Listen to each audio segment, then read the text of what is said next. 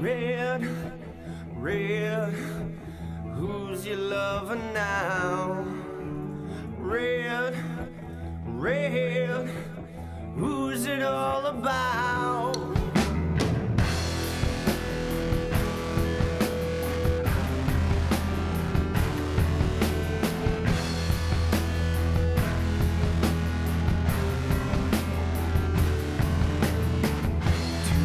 Psychosis friend down and begin again. His eyes are broken and I don't feel the same. Red, who's your lover now? Red, red, who's it all about? Me, I grew.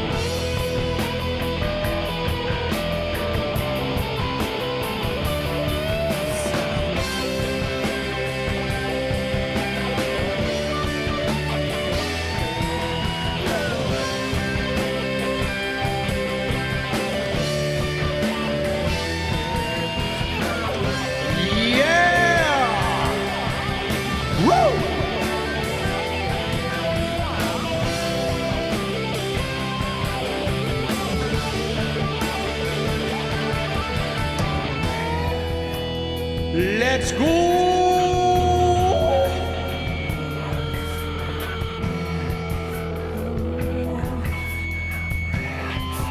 Let's go!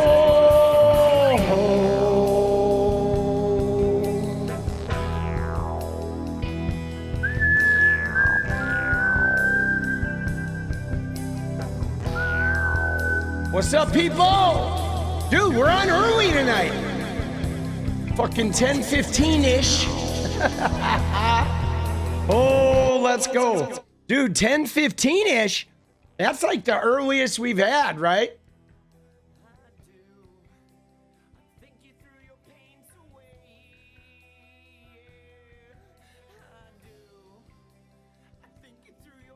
Let's go. I think you threw your pains away.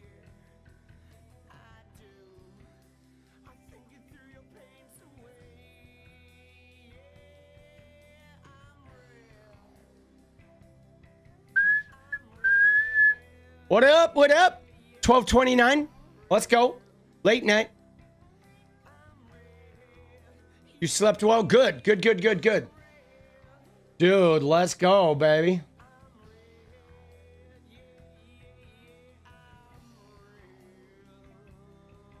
Let's go.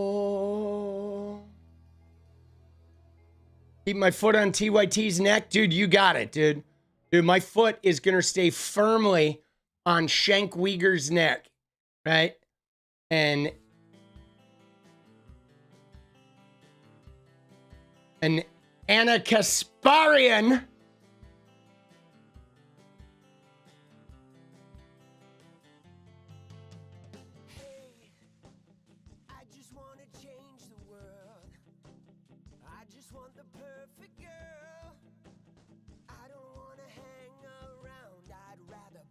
Dude, how we doing? Dude, my videos, I turned into your favorite YouTuber. Let's go, man. Dude, my videos, like, I had my third video done by like 7:30 p.m., which is unheard of. And I only did one last night. I did one, went to bed, I woke up, I did a short, and then I did 2 videos in 4 hours. Dude, I feel like I'm fucking turning a corner here. Dude, I'm turning the corner like 𝗙𝗍𝗃𝗧, Bass. 𝗙𝗍𝗃𝗧. Not fond of that song? Of what song?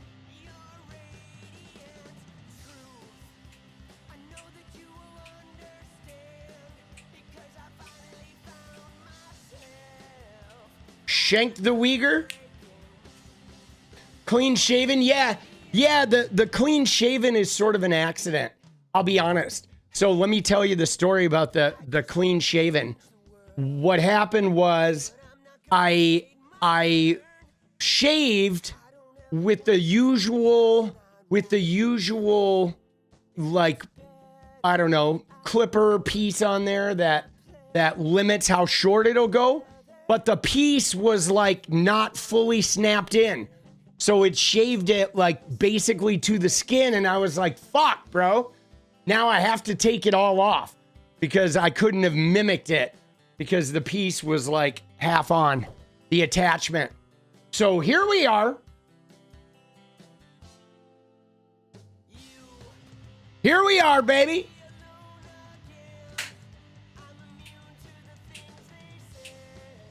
Oh shit. Sorry, I have the game cast of the Mariners game over here on the other screen. Dude, it's in the 11th inning, 1 out, a man on third, and it's tied 6-6. All we need is a hit or a pop fly, dude, and this shit is over, bro. Dude, 12th inning against the Astros. So I'm a little, yeah, and Zoodles, you don't like this song? You don't like, dude, you don't like Radiant? Dude, this song is amazing. Dude, this song, or do you not like the first song that played? This song's amazing. 𝗙ecie𝗶𝗹𝗀. Dude, I used to use Brute, right? Brute. Remember like aftershave? Dude, I should get some aftershave. Fuck it. I should get some aftershave.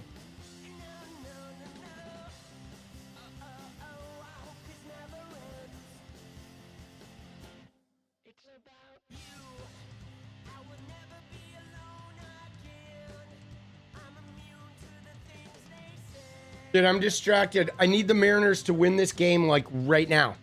You remember Brute quite well? Yeah, back in the day, it was Brute and Old Spice. And I didn't really love Old Spice, but I did like Brute. I'm trying to think if there was another aftershave. If there was another aftershave. You're 57? Nice. So yeah, I'm going to be 56 this year. Clubman aftershave? Dude, I never heard of that shit.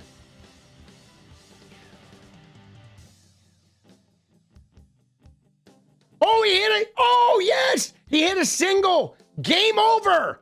Oh, my God. Cole Young with the walk-off single, dude. Game over. Let's go. There it is. Oh, shit. And just like that, it's over. Dude, let's go. You're a Dapper Dan, man? What is Dapper Dan? Sorry, guys. I was distracted, but now I'm not.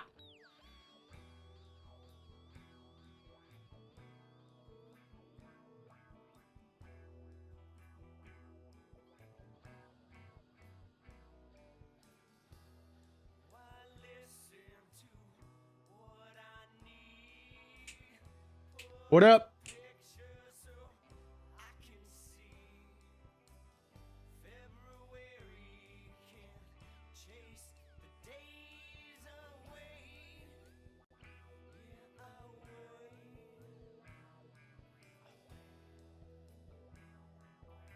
No fucking way, bro. Wasn't I going to cut my hair? I am going to cut my hair.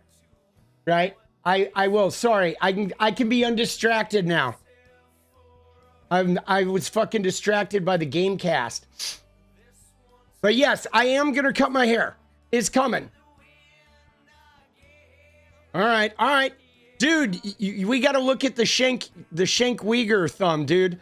I think this is like, might be my favorite thumb that I've ever made, dude. Look at that. Isn't that amazing? Dude. 𝗙𝗍𝗍. Dude, that shit is the bomb, dude. I don't care what anybody says.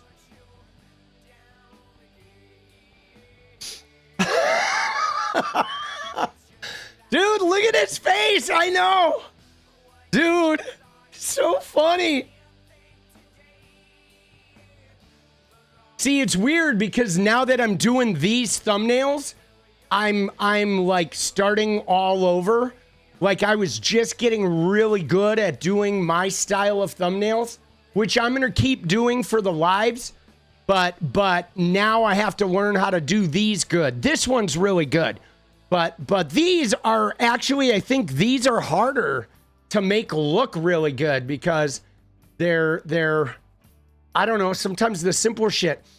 Why did I change them? So well, I've been evolving them over time, like you want to, with the way the YouTube algorithm works. You want to evolve and, you know, change your lettering and change shit up over time.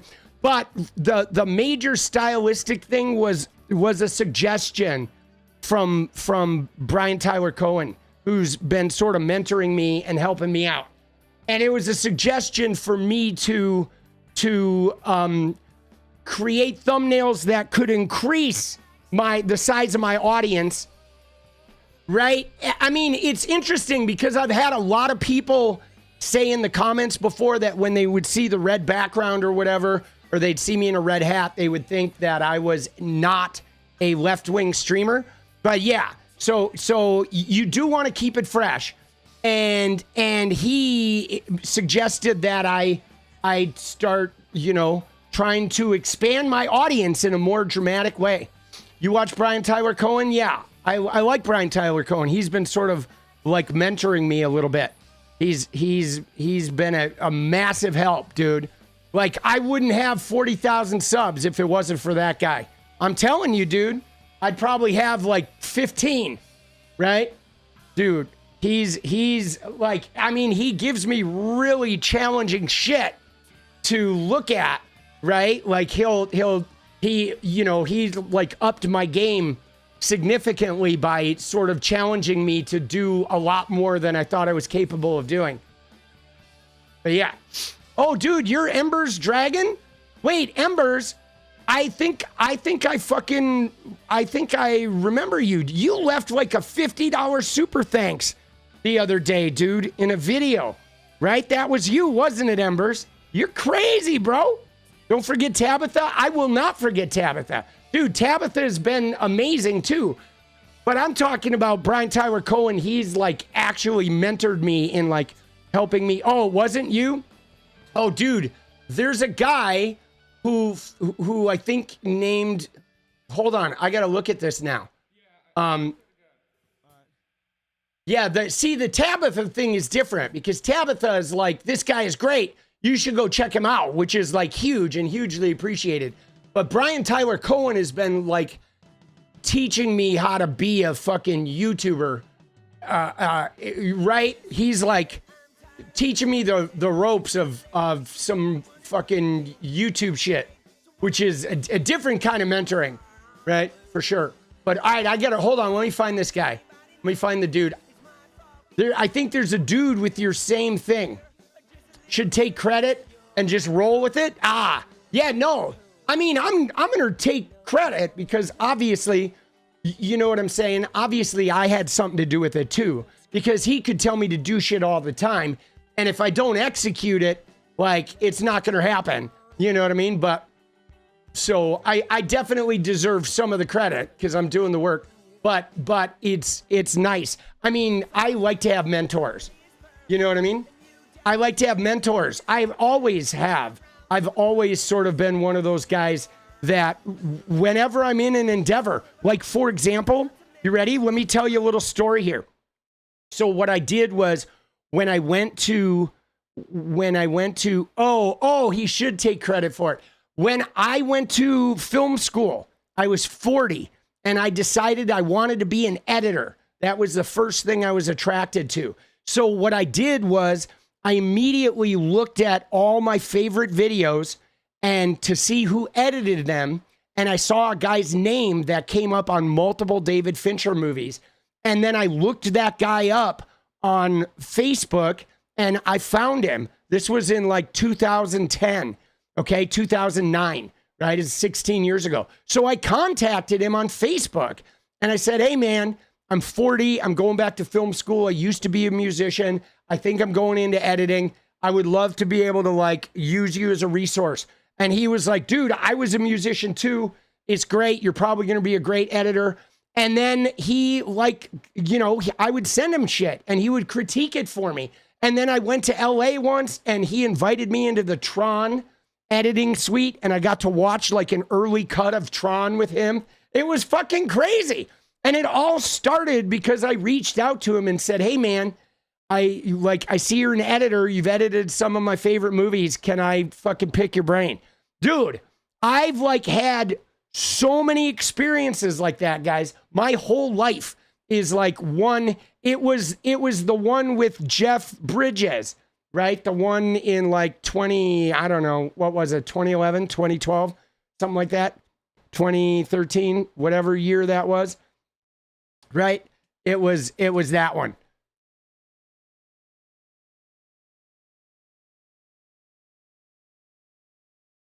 It was, oh, well, not the 82 one. It was the remake of it. 2010, Tron Legacy. That's what it was, 2010. But yeah, dude, my whole life, though, has been a series of, like, me reaching out to people. And, like, a lot of times they say no. Oh, no, you know what it is? So here's what it is.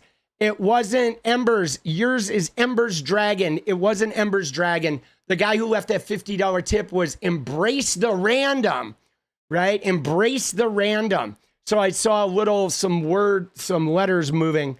But so a lot of times when I reach out to people, right? A lot of times you'll reach out to people and they won't respond to you at all. You know what I mean? And sometimes they respond to you and not even in a nice way.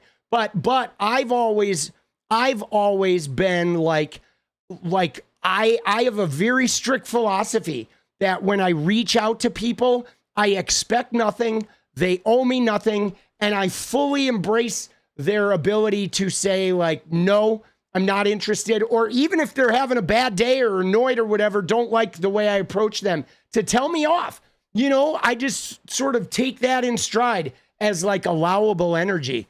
But man, have I had like really good luck with people just fucking doing me solids like that.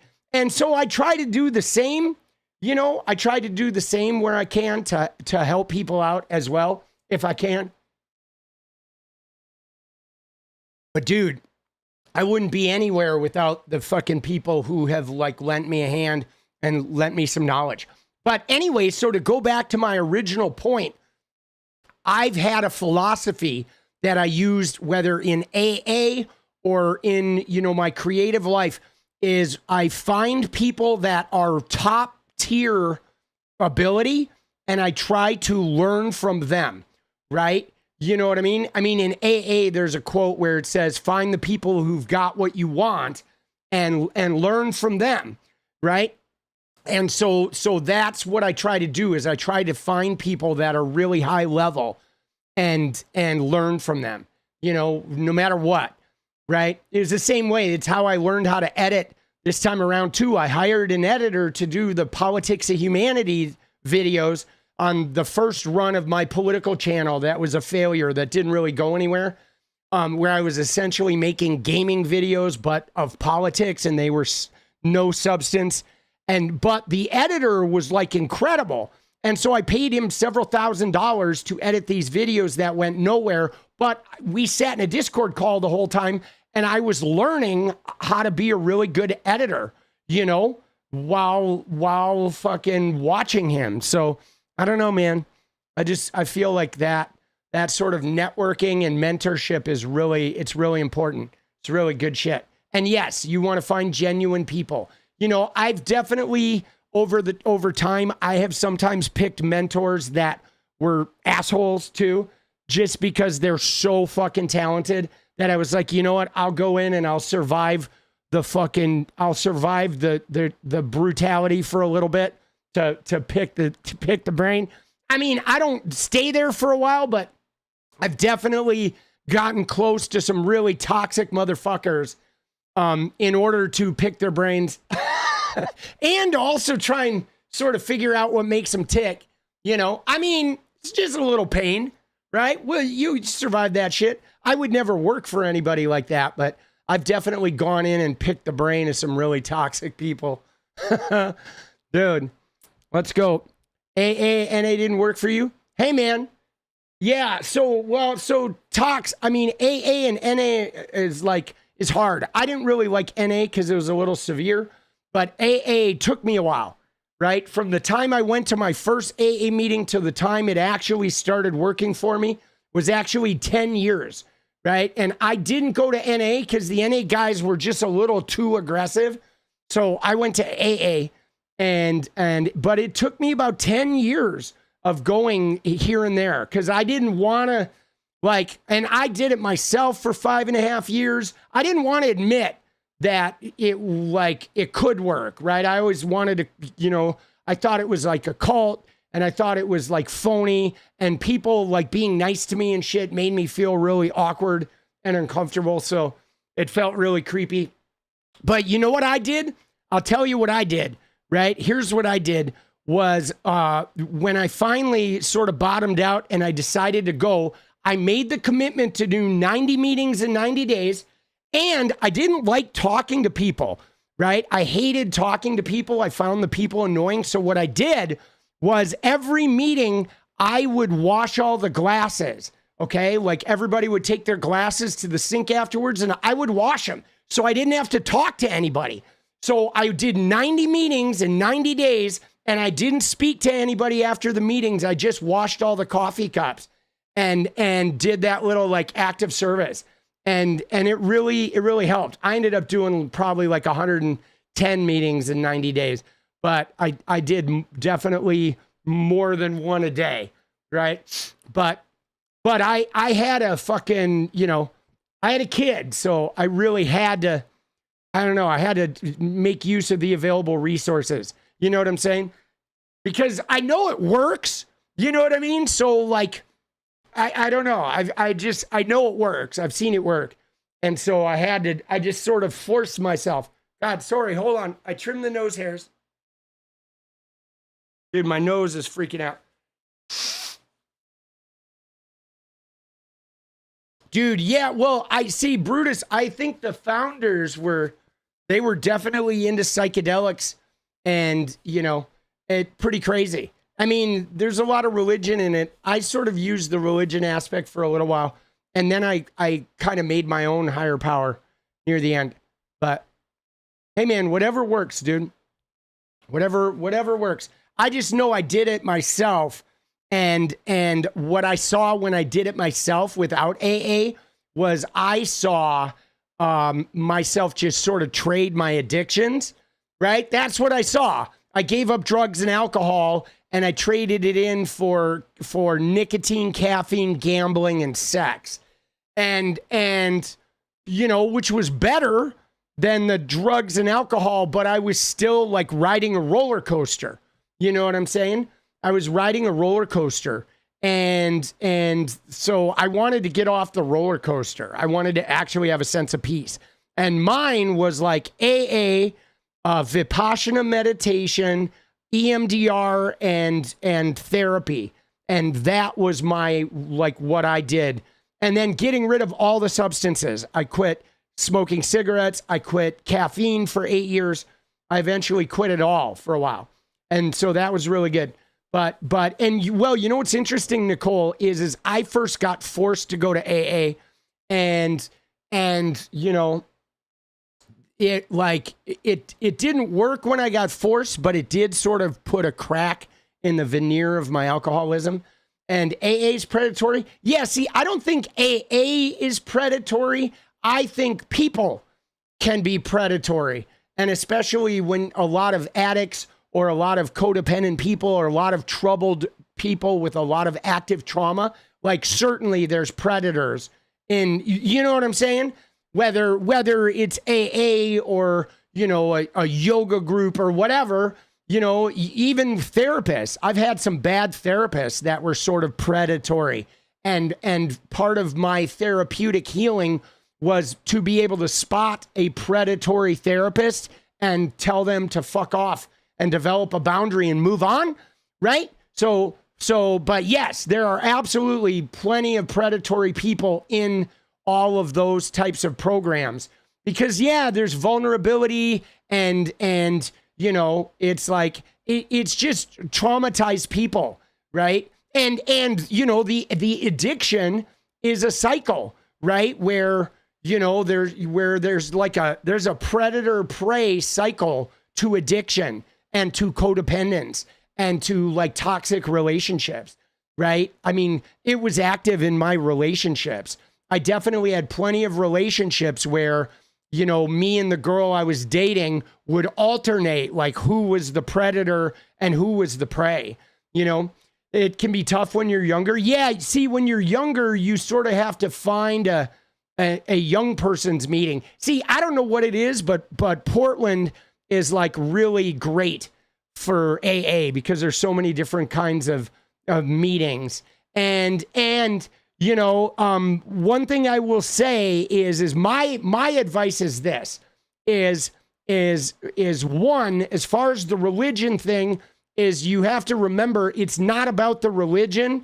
It's just about not making yourself the ruler of the world, right? So you just want a higher power, which is anything that's bigger than you, right? So you can make up a higher power. You could use the group of people that you go to as your higher power, right? It's just about making sure that you're not the one in control. That's one thing, right? And the other thing that I suggest for people is to go to same-sex meetings, okay? If you're a dude, go to all men's meetings. If you're a girl, go to women's meetings. And the reason being is because that removes some of the complication of it, because it can be a very confusing process when you're in a room with guys and girls sharing the space and they're kind of performing for each other and trying to get laid. It can, you know what I'm saying? It's really, when you go to same-sex meetings, people are more honest. The walls come down because people aren't trying to fucking perform. I mean, even for me, dude, if I would go to a meeting and there was like a beautiful girl in that meeting, I am just like fixated, right? At the time, I would be like, oh my God, you know, I'd be like supportive when she shares. And if I shared, I'm kind of performing for her, right? It just sort of happens, dude. Especially if you're in early recovery, that kind of shit. And you know what I mean? So yeah. So for me, it was the same-sex meetings. Highly recommend.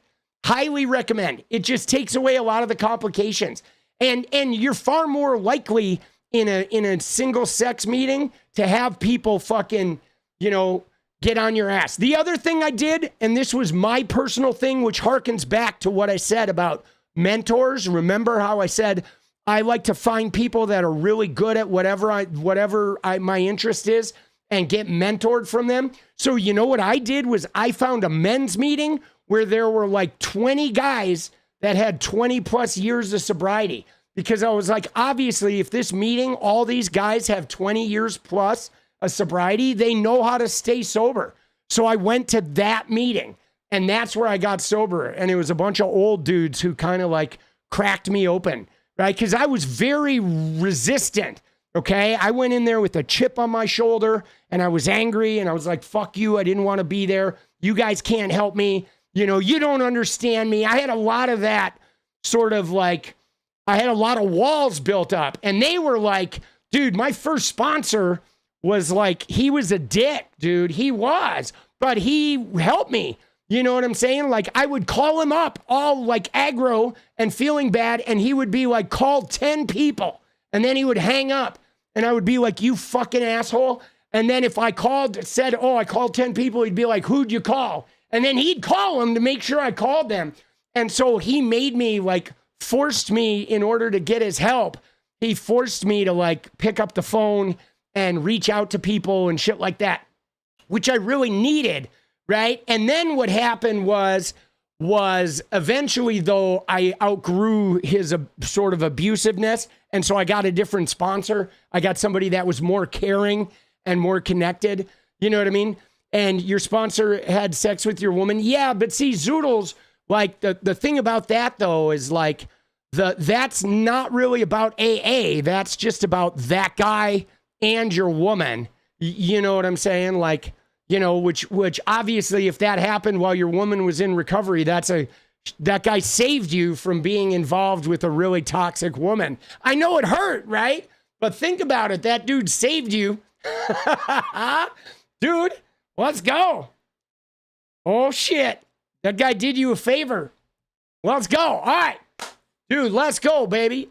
But yeah, again, though, for me, right? For me, it's like I realize these things don't work perfectly, right? Like, for example, the first therapist I went to, right? The first therapist I went to, like, medicated me. And she also started seeing my girlfriend, and she was toxic and manipulative.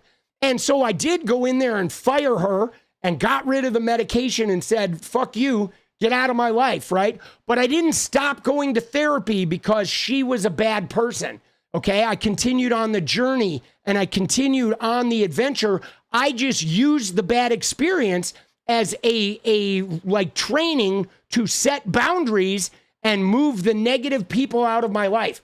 And I think that that's important. I'm not saying everybody has to go to AA, but it's really important sometimes. Sometimes if we have bad experiences with therapy or with AA or with, you know, some type of activity, we tend to then be like, fuck the whole activity, right? And I think like it's better to like not be shied away from the benefits of some of these tools just because we have a hard lesson with some negative people.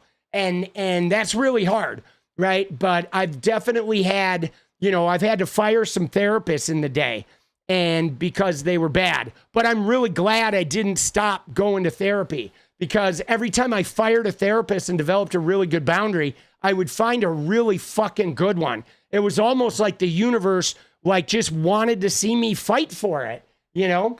And so I like that shit. All right, well, it's enough about me.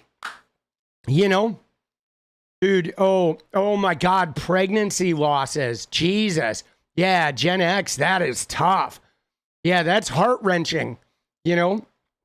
Heart-wrenching. Therapy should be way more available. It should. See, here's what I wish, guys. I wish we had access to therapy and EMDR and tapping and massage and acupuncture like from little on. You know what I'm saying? I wish we had it to where just culturally we knew, right? Like, here's what I always say, right? You wouldn't drive a car without, you know, like changing your oil, rotating the tires, right? Fixing the brakes up. You know what I'm saying? I mean, there's maintenance on a car. If you never change your oil, if you never change the brakes, your car is going to be fucking worth shit. You're not going to get anywhere in fucking, 2 years. You're going to be done. You're going to have no more car. And the reality is that's how our brain is. Like, therapy is like changing the oil. You know what I'm saying? Meditation is like aligning the steering, right? EMDR is fixing the brakes, you know what I'm saying? And like we should from little on have a regimen of mental health and physical body care that's about like treating our trauma and our aches and pains and the way we process emotions in the body. And we just don't. Like, we still have people that act like we don't store our emotions in our physical selves. People think emotions are just these, like, they think they're just these like fucking magical things in your head or whatever. And the benefit of therapy, because I know people say, hey, I talk to my friends or I talk to my like mentor or whatever, but the benefit of therapy is that the person doesn't have a vested interest in your day-to-day life. Okay. I have friends that I talk to for advice too, but even with my friends, if my activity is tied into one of their insecurities, they can't really be there for me in a genuine, clear sort of way. There tends to be a little bit of manipulation, whether they know it or not. Same with me. If one of my friends goes through something and they're like going for this big thing that I have a huge insecurity around, I can't really be there for them in an honest way, you know? And with a therapist, they're not attached to you. They're not attached to your day-to-day life. So you get a different type of verbal processing, right? You get a different type of input, you know, but you do really have to make sure your therapist is very confident. Okay. You need somebody really confident. Okay. Not somebody insecure. Man, you know, I've had a couple insecure therapists along the ways, and you kind of see the red flags. They'll sort of be jokey with you in a way that's kind of a put down, or they will like suggest things in a more controlling sort of way where it becomes evident that your relationship with them is more about them than it is about you. But I think finding a therapist, if you find your therapist is bad, right? If you find your therapist is bad and you say like, you know, I'm done with you, it's really healing. The other thing about therapy is I think it benefits to go to same-sex therapists too in many instances. Although my EMDR therapist was a woman and I saw her for a couple of years and then I switched to a guy. But I think same-sex therapist is really helpful as well. Because it takes away that like performing, sort of trying to get approval, sort of like a weird physical attractions can happen in therapy. They just can. You know, you're being very vulnerable with somebody who's there for you, especially if you have relationship issues. I used to go to women therapists that I found attractive, and it would just complicate the shit, dude. It would just complicate it. You know what I mean? You know what I'm saying? And you know, and if you're lesbian or gay, then I don't know how that works. You go to a same-sex therapist that's straight, I suppose, or you could go try an opposite sex therapist if you're lesbian or gay. And then maybe for lesbian and gay people, it's better to do an opposite sex. But for me, taking the sexual thing out of it was thing. Well, I mean, guys, here's the thing is if you go to a therapist and your therapist doesn't have a therapist, you should go see somebody else. Like literally one of the first questions you should ask them is who their therapist is. Who do they see and how do they feel? Like, you know what I mean? If they don't have a therapist, like, fuck that, bro. I would never go to a therapist who didn't have a therapist themselves. Like, not a chance, bro. Right? Oh shit. Yeah, well, you know what's funny, Dana? Is yeah, it can be hard to find a therapist that's an atheist. Although, Dana, I will say this. You ready? Because I'm kind of an atheist, agnostic, whatever. I believe in the web of energy, maybe a little bit of a Buddhist. But when Jenny and I picked a therapist for our couples counseling, we tried a couple and a couple didn't work out. And then eventually I actually picked a Christian therapist for our couples counseling. Okay. I did. It was like really weird.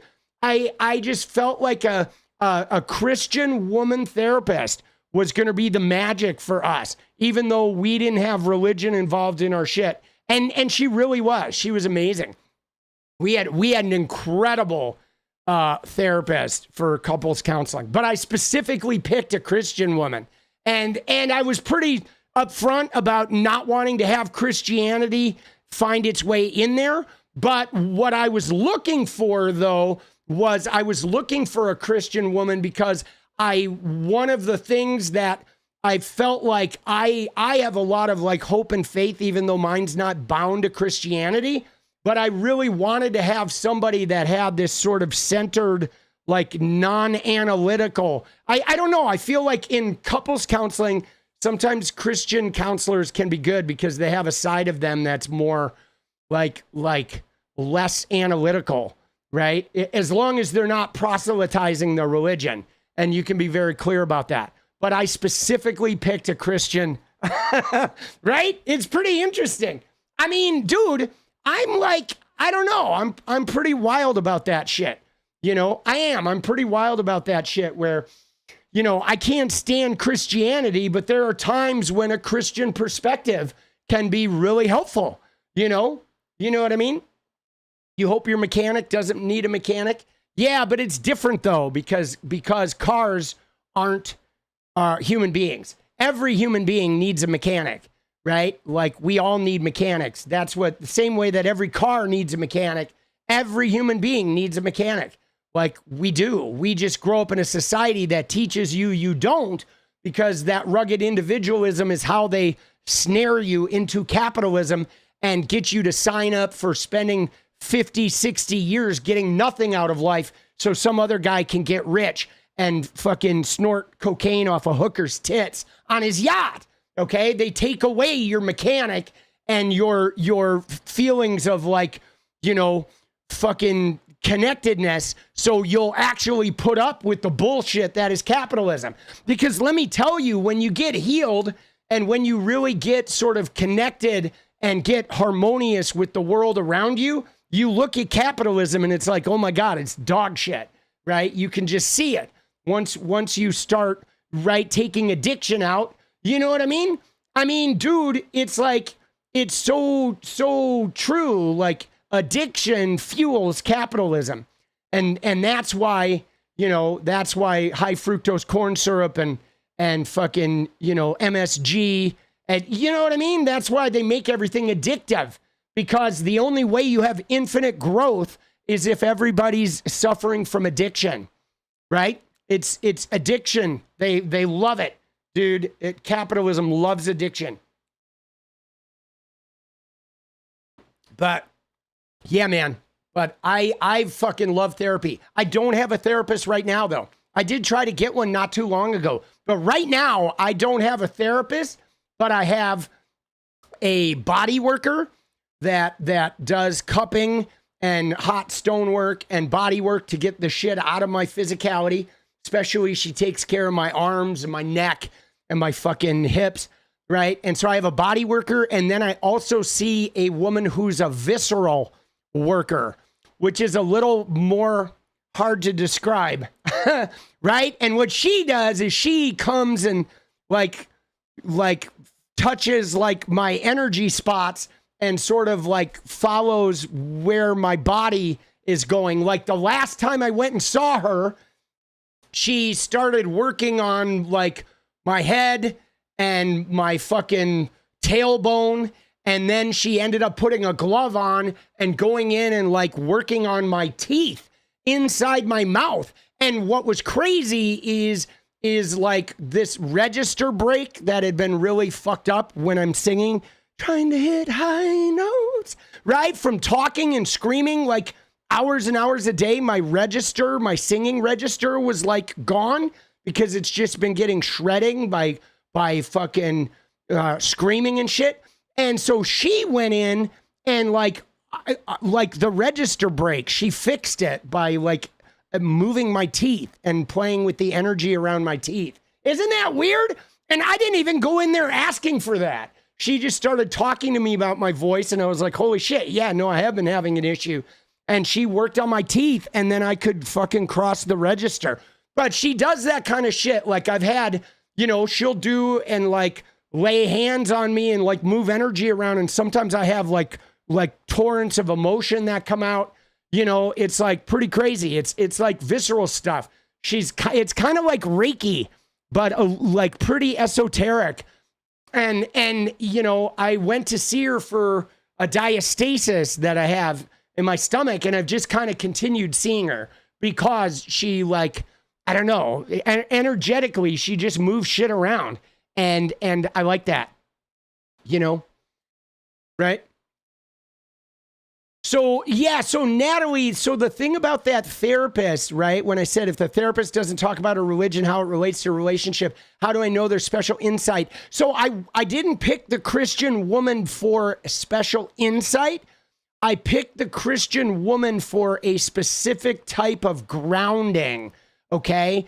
Because like I said, it was couples therapy, right? And so a lot of times Christian women have a certain view of like the sanctity of marriage and the sanctity of working out their issues, that when you combine that type of worldview of like the sanctity of a relationship and connection, right? Not like an evangelical one, which is where they're just like a nursemaid, but there are some Christians that have a sanctity of the bond and the union that rooted. I wanted somebody who was rooted in sanctity, because Jenny and I were overcoming like this childhood trigger shit. And it was like soul work. But so I wanted somebody who believed in the soul. And I believe in the soul, but not in a religious way. But a lot of like atheists don't even believe in the soul. But it was like, so I wanted her to have that foundational aspect, not for any insight, but simply for the type of grounding that I wanted the therapist to have. Like I was after a specific type of grounding. And it wouldn't have worked if she wasn't also a great therapist. But it was just like Jenny and I were coming from a very volatile, like triggered childhood space. So I wanted to find a therapist that was like a tree with roots, that had a certain type of grounding. And I felt like a Christian woman, in my experience, I have known some Christian women over the years that weren't like trad wives, but that had that sort of grounding, and that was like an oak tree kind of, I don't know how to describe it, but it was something I've seen before that I knew some Christian women had. So I specifically started looking at Christian women therapists to see if I could find one that had that kind of grounding. And we did, and she was good, and she fucking saved our relationship. And now our communication is like unfucking believable. But that was just a hunch, right? I was just following a hunch. You know, I'm a hunch chaser, right? I am, dude. I get these crazy ideas in my head, and then I follow those hunches. I sort of trust my fucking hunches. It took me a while. Like growing up, I got taught to not listen to my inner voice. And I've like a lot of my second half of my life after therapy and healing has been learning to implicitly trust my fucking inner voice, man. When my stomach and my inner bells go off, I'm not wrong when that happens. Like I know, I believe, we just know. Yeah, she was amazing, Jenny. Yeah, she really was. Her name was Tracy, and she was incredible. She was really good. But yeah, that was one of the few times in my life I sought out a Christian. Normally I don't, right? Normally I'm like, get the fuck away from me, Christians. Oh shit. Dude, you ready? All right, let's go. Speaking of, look at this. Riley Gaines, I guess, swam the Alcatraz channel as a pregnant woman, and she tied for 5th behind a 61-year-old man. Now, granted, she was pregnant, but once again, Riley Gaines tied for 5th. Dude, that's her life's work, tying for 5th. I feel bad, though, for Riley Gaines' kid. You know, I really do. Dude, can you imagine being Riley Gaines' fucking kid? Like, Jesus Christ, bro. I'm serious, dude. I would rather fucking have like leeches crawling over my balls than to be Riley Gaines' fucking kid, bro. Jesus Christ. Dude, she is so awful. Dude, she is awful. You know what I'm saying? She is just a terrible human being. Dude, plastic less. Let's go. Thank you for the membership. All right, let's set a goal, baby. Let's do a dance goal. 10 super chats. We're going to try a dance goal every hour. Maybe we'll do more than one song. All right, fucking dance party. All right, sorry I talked so long, guys. 1 hour. Let's go, baby. We fucking dance. There's the goal. Let's go. 10 $2 or more super chats. 10 of them, we dance. 1 hour. If we don't make it, we'll start another one. We'll fucking try it again. Fuck it, dude. We're gonna, every hour, we're gonna try a dance goal. All right. We're in it to win it, baby. Ooh, yeah, I know. Dude, she's anti-trans activist. And you know what's so shitty about it, guys? Is the fact that, like, really the number one issue of, like, harm facing young women, Riley Gaines's age, or young collegiate women, is rape and sexual assault. In college, 10,000 women plus every year in the NCAA report a sexual assault. When Riley Gaines was at the University of Kentucky, her swim coach was raping her teammates, okay? And it's teachers, professors, coaches, boyfriends, dates, fraternity parties. I mean, sexual assault is the number one harmful thing facing young women. And she's not fighting that. She is literally just fucking, anti-trans, which has nothing to do with anything, okay? You know what I'm saying? But it's so crazy that, like, she'll have a collection of girls wearing these XXY fucking shirts or whatever, XXYY, whatever the fucking shirt is about the chromosomes, and they think they're, like, saving women, and it's like, you idiot. Like, literally 75% of the girls in that picture are gonna get raped in college, and not because of fucking trans people. Like, fucking clownery. What Riley Gaines does. It's absolute religious clownery, where it's like, let's attack something that's not even an issue, that has nothing to do with the rampant sexual assaults that women have suffered from cisgendered men for thousands of fucking years, man. It's disgusting, bro. It's disgusting, dude. It really is. And look at her, though. She looks so craven, bro.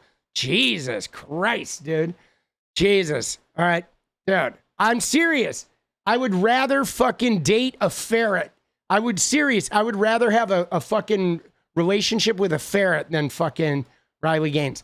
Let's go, Les. Thank you. Go for Shuffle coming in. I'm into it. Gus, what's up? Your wife Jamie loves the channel. Let's go. Dude, shout out to Gus and Jamie. Let's go, baby. All right. Whoa. Holy shit. Dude, we're fucking, all right. Why didn't that one register? That should be 3, dude. What the hell, boss? Something's going on with YouTube. What are we doing? Let's go. YouTube's fucking screwing us. Or maybe, it's possible that Pendulous has started right before the thing went through. Dude, YouTube is fucking dicking us around. All right. Fuck it. We're going to get it. Hello. Dude, yeah, this shit is crazy. All right. So what's on tap? Dude, we got to look at a little bit of, we got to look at a little bit of the,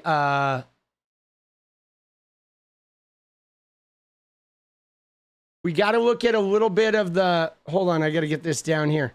We're going to have a fucking secret window down here. We're going to go, dude, Tony! Let's go, baby. There it is. Now it's working. Did we get jacked? No, I think somebody's, I think the Pendulous's one started, like, he started it right before we got going. Because now it's working. Let's go, baby. Let's go. All right, now it's working. Mulligan, yep, do-over. We got it. We're getting it.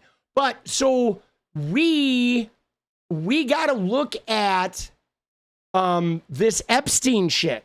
Because obviously, I don't know if you guys have been spending time on the internet, but if you may have seen what's going on. So if you're spending any time on the internet, you see that the answer to trying to distract from the Epstein business has been Tulsi Gabbard at the DNI trying to, like, make it seem like Obama committed treason. Holy shit. We got Jen. We got Anne Marie. Let's go. Oh, fuck, bro. There we go. Sean B, let's go. Oh, sticker.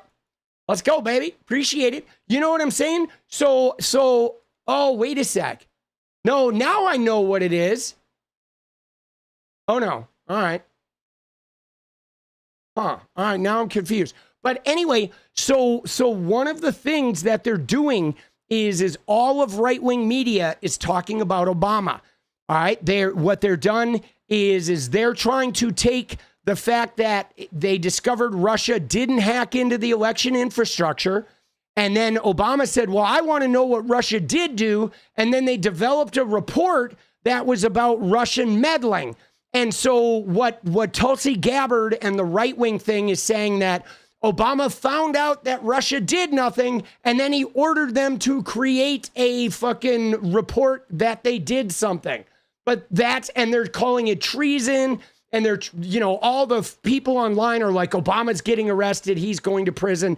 But dude, Obama Biden didn't do anything, okay? And he did that all like right out in the open. None of that was secret. We knew that they found out that Russia had accessed voter rolls in Illinois and Arizona, and they tried in many other states. They didn't actually hack the infrastructure. But then Obama said, hey, I want an intelligence report on everything they did do, and I want it before Trump gets, before Trump's inauguration. Because if we get it after the inauguration, Trump is going to bury this. And so they did. They developed an entire picture of the Russian meddling. And then a lot of that went on to be rediscovered by the Mueller report, which led to many, many fucking indictments and convictions and people going to jail. And so we know all this. There was like none of this was below board. It was all out in the open. But they are making the biggest fake scandal right now. It is crazy what they're trying to do. And yeah, and it's not going to work. It's not going to distract from what's going on at all with the Trump shit, because it's not, because the Trump shit is super toxic. All right, let's get into this stuff, dude. All right, we're going to get away from Riley Gaines because I just can't look at her anymore. But we are going to, I have some shit bookmarked that we're going to go in. All right. One of the things here is, while we're on the 𝗙𝗪cy thing, let's we'll watch that in a minute. But so one of the things I want to talk about is this, okay? Right here. Hold on, let me fix this. Oh, pendulous! Let's go, baby. End grain, let's go. Oh shit, we're almost there, dude. Let's go. End grain and pendulous. Let's go, baby. There's 9. All right, so let me pull this out, because one of the things is this woman. All right, did you see this? Dude, this woman right here, this is Stacey Williams. Okay, this is Epstein's ex-girlfriend. Okay, and she was a former Sports Illustrated model who dated Epstein. And she said Trump groped her in front of Epstein while she was dating him. Okay, dude, Sam, let's go, baby. I haven't watched your video yet, Sam, but I'm going to. All right, the music video, I love to cover it. All right, there's 10. So I guess we dance first. We dance first and politic later. All right, let's fucking go, baby. We did it. Dude, that was so crazy. We did that in like, how many minutes was that? I don't even know how many minutes that was. That was like, we gave it an hour. All right. Dude, we're going to do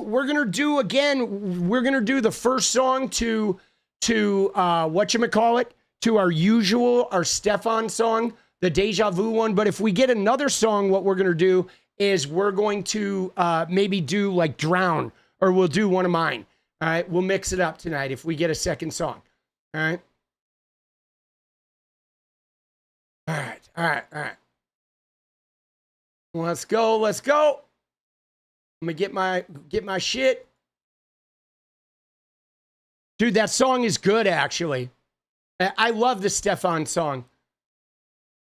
The Epidemic Sound one. Dude, there's actually some really good music on Epidemic Sound. There is. You got to dig for it. But, dude, Gen X, let's go. Yes. Woo. All right, here we go. Here we go.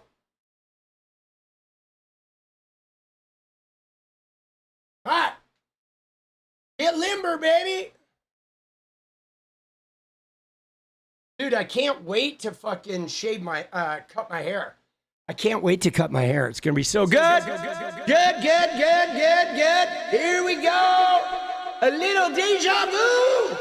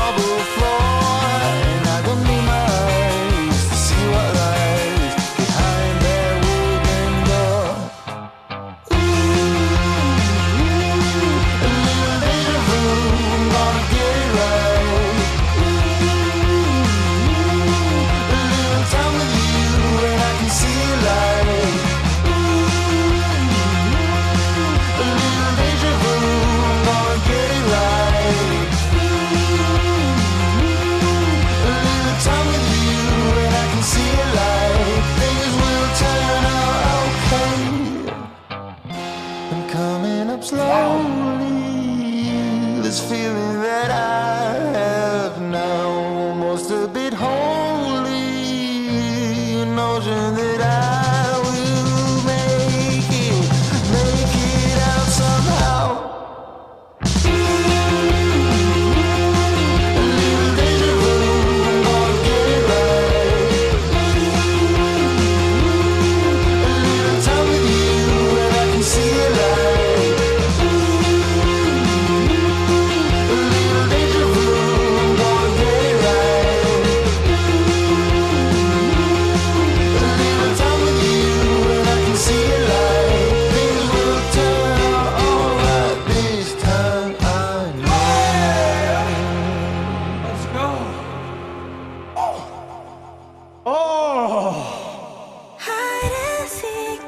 Let's go, baby. Oh, shit, dude. Dude, it feels good to get the juices flowing, man. Oh, let's go. Got the bass on boost. Let's go, baby. Dude, I like that song. Oh, nice. You put it in the music channel? Yeah, dude, this guy is like, I feel like he's an artist worth fucking supporting. He's from fucking Sweden. Woo! Oh, it is a good song, dude. Oh, and he reminds me of my friend Drew Danbury from Utah. But, all right. All right, we're going to fucking take a moment here for me to catch my breath.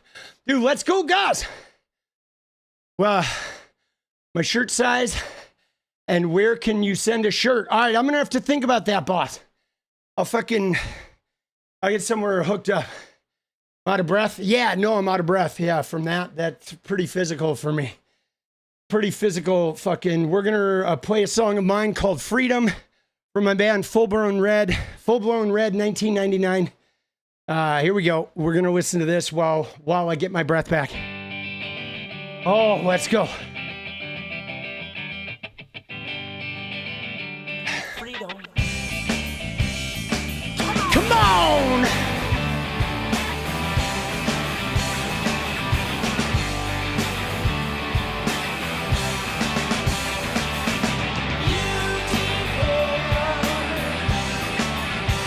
So you always win.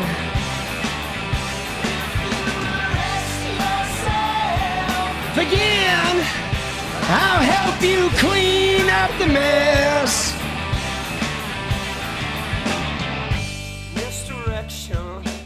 Let's go. Dude, good song. I actually just had my heart stress test 2 days ago, and I'm in fucking perfect condition. Yeah. You had surgery. That's fucked up. I hope it went well, though.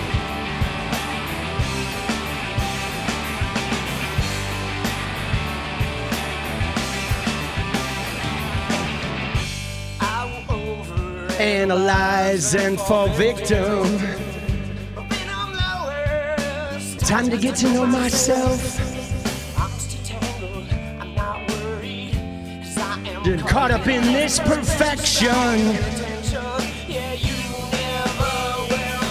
You depend, so you always win.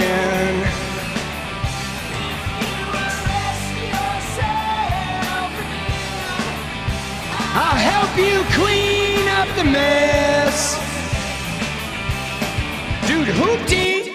Let's go, bro. Appreciate the 5 bones, dude. I love Huntington Beach. I used to go surfing there all the time. Dude, love the surf. All right. Pendulous, let's go. The gift dead. Thank you, Pendulous. All right, after this guitar solo, we're gonna fucking, we're gonna get into the politics.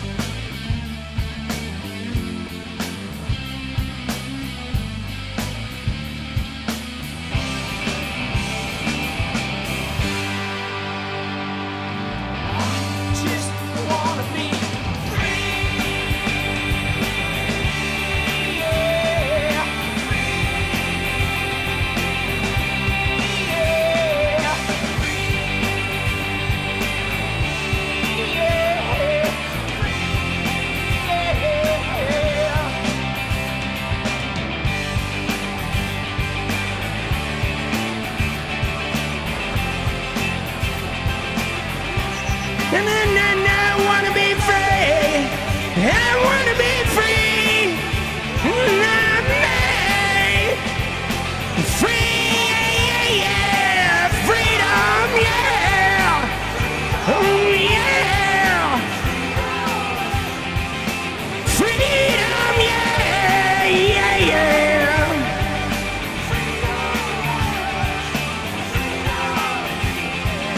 Let's go! Thank you, Nick. Appreciate you. Yeah, dude. Oh, dude, I fucking love that song, bro. So there was something. What was I just thinking about?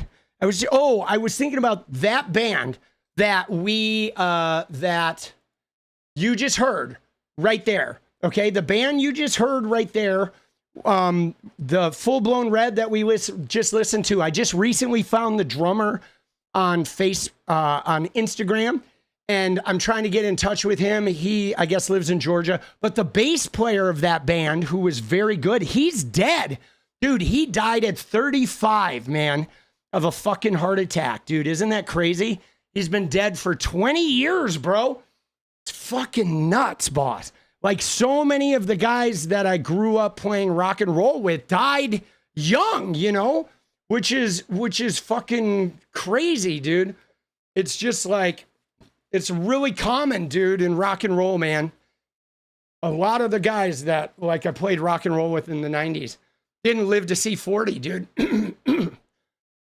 Which is crazy. And I mean, I don't know. He definitely did a lot of drugs, and he was also overweight, and he didn't eat well, and he didn't get exercise. So, I mean, he had a big time alcoholism. So he had a lot of issues going on, and not good at stress management either, right? I personally feel like stress management is a huge indicator. Like your stress management system, like I believe, Herman, I believe Keith Richards, it comes down to how you process stress, okay? Because the reality is how you manage stress. Stress is the killer, man. It exacerbates everything. It exacerbates a bad immune system, like physical ailments. It exacerbates how your body, like, eats itself chemically. And so if you have a good stress management system where you fucking don't allow you to eat yourself through stress, I feel like your body works wonders at, like, healing. Like, you know what I mean? Like, you cut and you regenerate. I mean, our bodies are amazing. It's just a lot of times you have to be energetically sound, which is about, you know, making sure that you don't engage in stress of fucking, you know, like, taking on a lot of stress can be really, really damaging, right? That's my philosophy. You know what I mean? I don't know scientifically if it holds any water, but I feel like, you know, I watch my dad do the same thing. He lived to be in his 90s, you know what I mean? And he was a drinker, fried food, microwave food, lot of salt, you know what I'm saying? Smoker. But the dude just had a knack for fucking not taking on the stress. Unfortunately, my dad did it in a really toxic way because he would beat it into everyone else, and he was terrible about it. But the him not being stressed out, I feel like contributed to his longer life, right? Stress absolutely can cause autoimmune issues, and it exacerbates shit, right? Like if two people get pneumonia, the person who is stress-free is they're gonna heal quicker, you know, with everything. All right, you guys ready for some politics? I've been ranting, dude. I've been ranting and raving. Dude, I saw Keith not too long ago. Bryce and I saw them we saw them up in Seattle at T-Mobile. It was a good show, man. It was a crazy good show. I mean, they're old. They're definitely old now. They're like, you know, Keith was, you know what I mean? He's not wailing on the guitar like he once did. They're fucking slow. Takes him like 10 minutes to walk across the stage. Dude, Ronnie Wood was still kicking ass. Okay, but like Keith was pretty fucking slow, dude. Oh, shit. All right, you ready? Let's watch this. Let's watch Stacey Williams here. Okay, we're going to go into some of this Trump Epstein stuff. We got to cover a lot of ground now, and we got to cover it fast because I've been irresponsible. But we got to cover, I want to look at this Trump Ivanka stuff because this shit is really weird, man. Okay, let's watch 𝗙ecie Williams here. Okay, she was a Sports Illustrated model who dated Epstein. All right, here we go. That was his bro. That was his wingman. It was clearly. I'd hear about 𝗙𝗀 and I'd hear about 𝗃𝗓𝗓. And I met 𝗙𝗀 in his house. She would come wafting in and out the home in New York. So he was clearly just someone that he talked about all the time. And again, you know, I met 𝗃𝗓𝗓 the second time and we started dating based on the reintroduction that happened at the Plaza Hotel at a Christmas party in 1992 that Donald Trump threw. And they were very, very close. So let's talk about this incident, alleged incident in 1993, where you say that Trump groped you in front of Epstein. I do want to note that CNN has spoken to 3 friends of yours who confirmed that you told them about this alleged incident over past decades. Yeah, before I get into the details of what happened, which, you know, obviously I told you guys and I've shared with multiple outlets, the specifics of the assault that happened. Now, can we just say here that this is so common with Donald Trump? There have been beauty pageant contestants. There have been society girls. There have been fucking workers at his properties.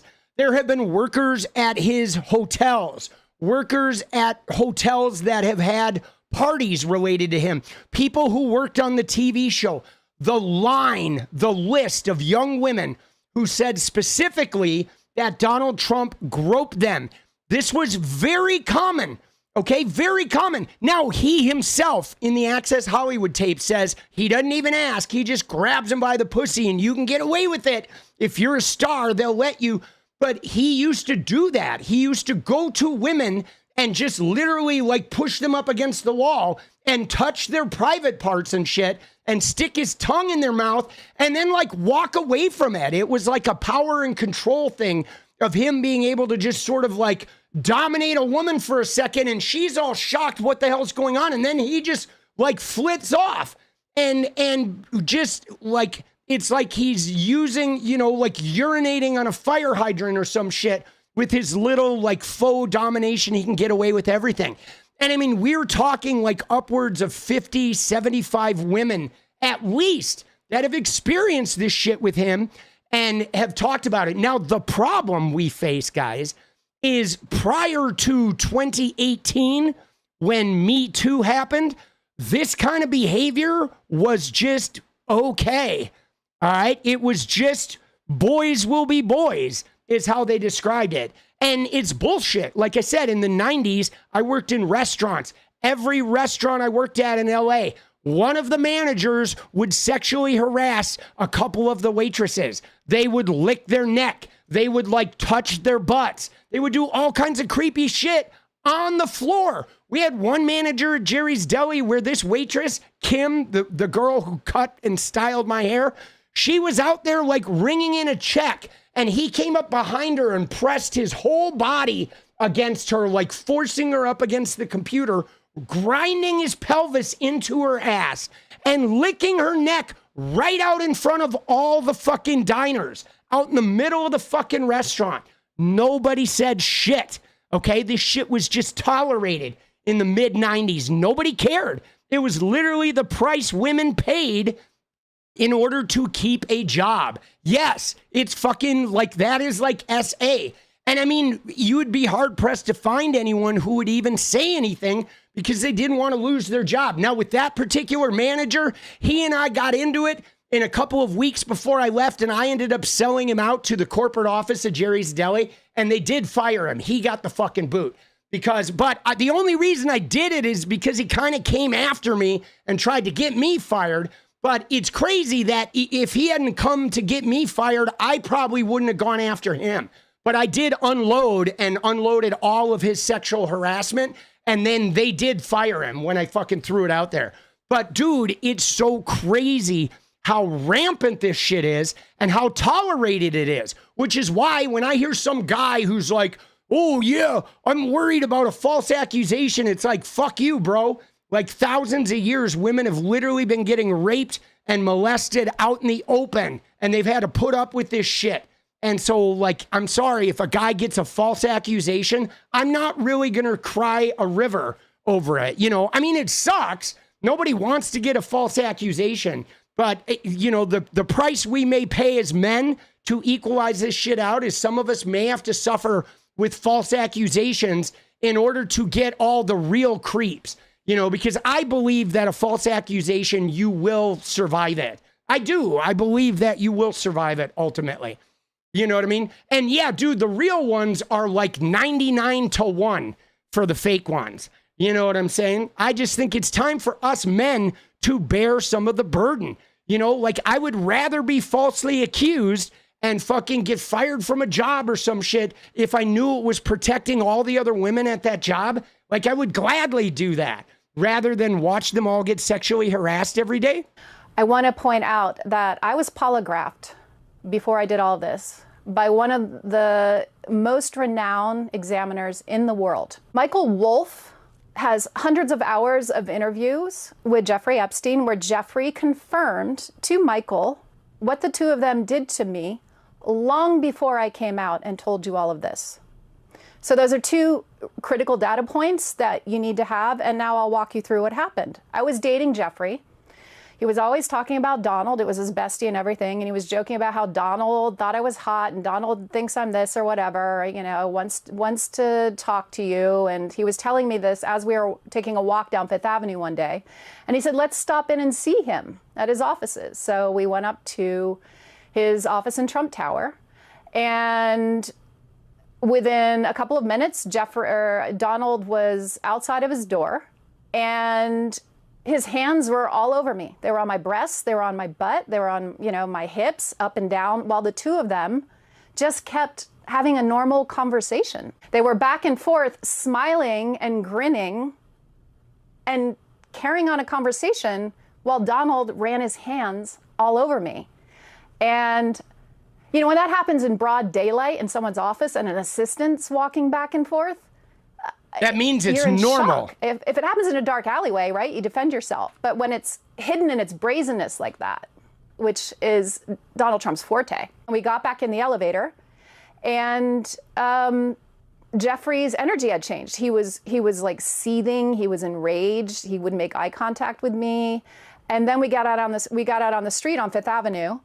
And he looked at me and he just started yelling at me, saying, why did you let him do that? And he was so enraged. And then I remember thinking, like, why did I? I felt like I was coming back into my body at that moment. And I was confused.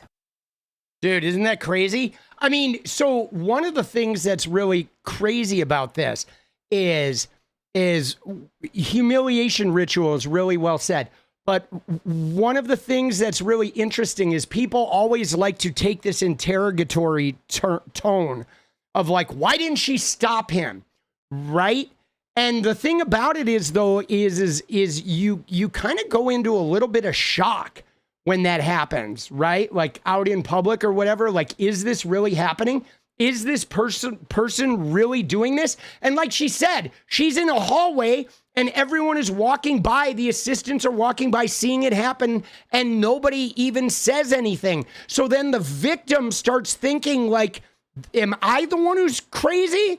Like, why do I feel, right? The female assistant just walked by me and she's not upset by this. So I must be crazy, right? There's like a weird mind game that goes on when you're in shock and you fucking, you know, these guys that do this type of behavior they are experts at turning it around on the other person. You know, I've talked a lot about my abusive dad. He was very abusive to my mom, and he just had this natural skill where my mom could like come to my dad with a very real problem that she had about my dad's behavior. What you did was not okay. And within a handful of fucking back and forth, my dad would have firmly convinced my mom that she was really the problem. And like every single time, he just knew instinctively how to like turn it around on her. And again, it comes down to this sort of predator prey thing where when you look at some of those dysfunctional male, female, or teacher-student power dynamics, even if it's like the same sex, right? Sorry, hold on, guys. We gotta, I blew out my fucking chat. I have too many windows open here. Let me close some of my windows. But so what happens is there's a dynamic that exists. Okay, there is a dynamic, a very clear dynamic that exists that is like a predator-prey sort of scenario. Okay, it's like a predator and prey cycle. And a lot of times in these relationships, they'll alternate, right? Like the pursuer is like the predator, and the person being pursued is the prey. And then in the context of it, they may alternate, where the person who's the prey is now like the predator, and it kind of goes back and forth. There's like an energy transference where the guys that commit those types of power abuses, they have a sixth sense for being able to sort of sniff out the women that are going to allow it. Okay, they develop like a radar. And in fact, I think some of the people that allow the behavior have a radar of their own. Like, I know I've experienced this in my own dating relationships, right? Where if I'm particularly vulnerable, I would like, my vulnerability would be something that a manipulative person could sense, and they would find me and attract to me, and I would attract to them because my vulnerability was seeking, a way to get into its own shame spiral. Right? It's like super toxic, It's like super toxic. And you know what I mean? It's crazy though. They have a sixth sense. They really do. And I mean, I've seen this play out in my life. Obviously, having a manipulative, sort of abusive dad, I had to like identify the manipulative part of me that I got from him, right? And I had to learn, because I used to be really manipulative. I mean, Jenny will tell you, even now, that I have an innate knack for like getting out of trouble, right? If I do something wrong, if I fuck up, I have a knack, a charming way about me that can just wriggle out of trouble effortlessly. I don't even try to do it. It's just this well-sculpted defense mechanism that comes in where I start turning up the charm to like 11 to like get out of responsibility and shit. And it's something that I got from my dad, that I got from watching his manipulative behavior. And so learning how to not use that in an offensive way was really part of my healing process. There's like, I don't know, you develop this shit without even recognizing it, like, for example, when you look at even these guys, these predators like Trump, and that will go out there and, like he said, he sees her in the hallway and he's touching her and feeling her up. I guarantee you, while Trump was doing that, he was believing that she loved it, that she was into it. He believed that she was wanting him to do that. Okay, that's the message that's playing in his head. He's reading her social cues of anxiety and standoffishness and discomfort and shock as like an invitation. Okay, he literally is like thinking she's getting turned on by this, right? It's fucking crazy. You know what I mean? It's like there's like a fucked up thing. And let me just tell you a story, okay, that happened to me. And this is kind of embarrassing, but I was a little bit of a womanizer, okay? I was a womanizer because I was wounded. I had some sexual abuse in my past that I didn't even know about, but I played it out by having a lot of one-night stands and a lot of real short sexual relationships, okay? Not a lot of commitment, just a lot of sex. But so I was always looking for the person that wanted to have sex. Anywhere I went, right? I could go to a library and I would be looking to have sex. And if there was a girl in the library that wanted to steal off into the bathroom and have sex, I would fucking find her, okay? I was just always looking for it, right? And so years later, right before I started going into my big therapy time, right around the time I think I started therapy, I was in a band. the Failure Looks So Good band, the Wanted's version, the full band version. We were on tour, and I can't remember where we were. We were like in Idaho or something like that. And we were at a McDonald's, and I was in the McDonald's, and the drummer and I were there, and he's like, what are you looking at? And I'm like, oh, there's a girl over there that's like totally like giving me the eye. She's totally into me. And he's like, who are you talking about? And I'm like, that girl over there, the one with the fucking brown hair or whatever. And she's looking at me, and I'm looking at her, and I'm like, dude, she has been staring at me like she is totally into me. And he said, come here. And he pulled me aside, and he said, I want you to hear what I'm about to say to you. And he said, how do you know she's into you? And I'm like, dude, every time I look at her, she's looking back at me. So like, I know she's into me. And he said, what if she's really uncomfortable with you staring at her, and every time you look at her, she is checking to see if you are still staring at her? And it like hit me like a fucking ton of bricks, because I was like, holy fucking shit. In that moment, I realized that the time I was playing, like pursuing a woman, trying to figure out who was into me and who wasn't, that it could have full well 50% of the time or more, the women I was doing it with were actually wildly discomforted by the behavior, right? And I was like, oh my God, Adam just blew my fucking mind. This was right around the time I was going to therapy, but it was like mind-blowing to think about that, because I had never once considered that. But then I looked back at it, and I was certain that many, many times there were fucking like women that were just really uncomfortable, right? Isn't that crazy? It's fucking wild. And I literally had not, like, I didn't learn that until I was in my fucking 30s. You know what I'm saying? I was like 38 when I fucking learned that shit. And I mean, I should have learned it earlier, because I should have had a dad who wasn't a total degenerate fucking piece of shit. But yeah, no, he did help me.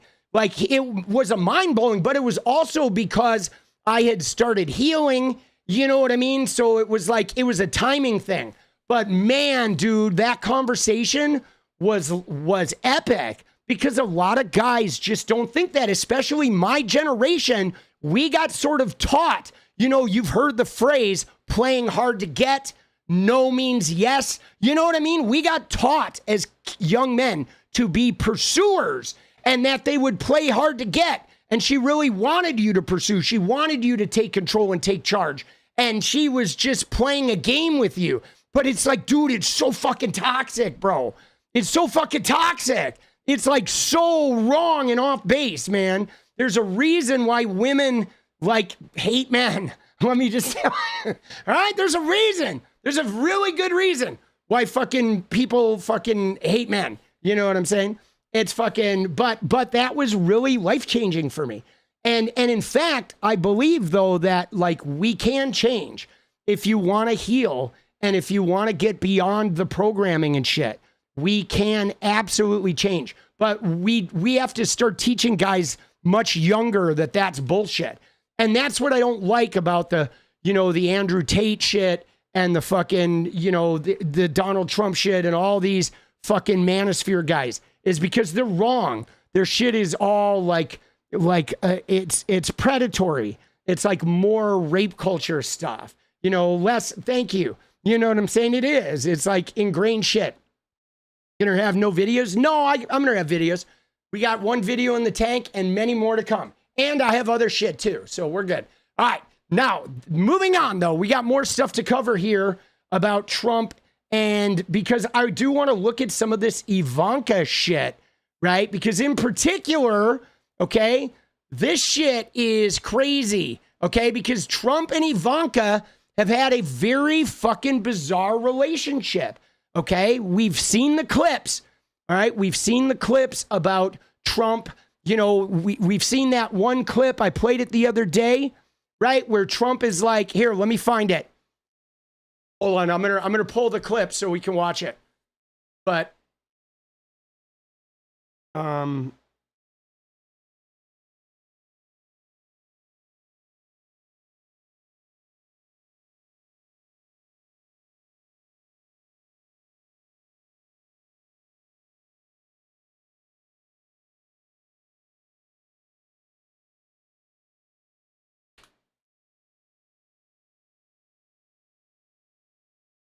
here we go.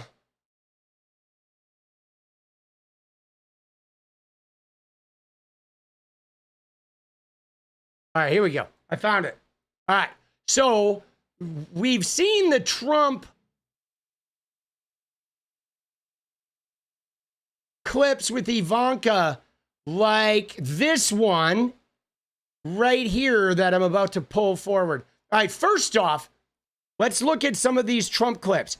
Here's one of Trump with his wife and his daughter, and look at the fucking energy he's putting towards his daughter and like, right, compared to his wife. Now, there are so many pictures with Donald Trump and Ivanka that are like this, where it's this weird daughter fixation, this weird, like, you know, power dynamic fixation. There's another one here, right? Again, this is from one of the parties, okay? This is a party for The Apprentice. That was held at the Playboy Club. And look at this. You would think this is the couple, right? If you look at this, it looks like this is the couple.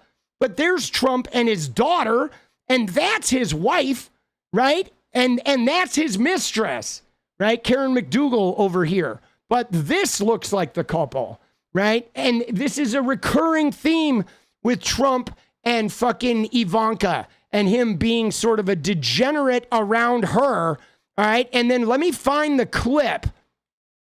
There is a clip here, okay, with Trump and Ivanka that is... Let me find the clip.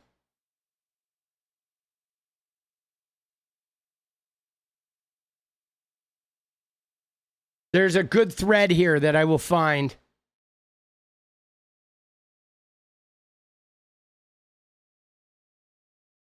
Dude, this shit is weird. Look at this.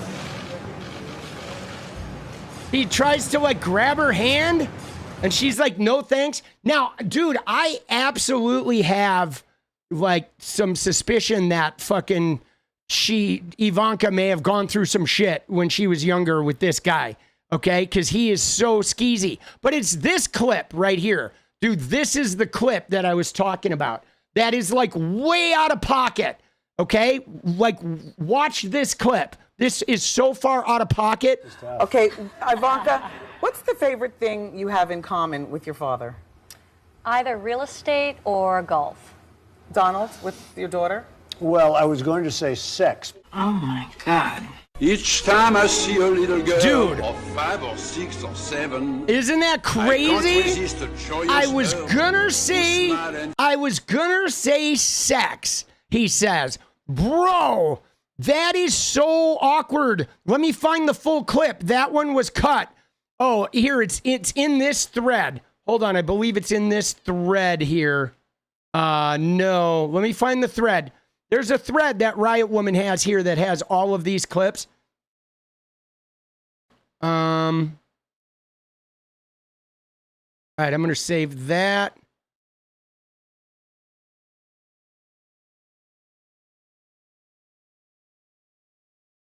Dude, the shit is so toxic.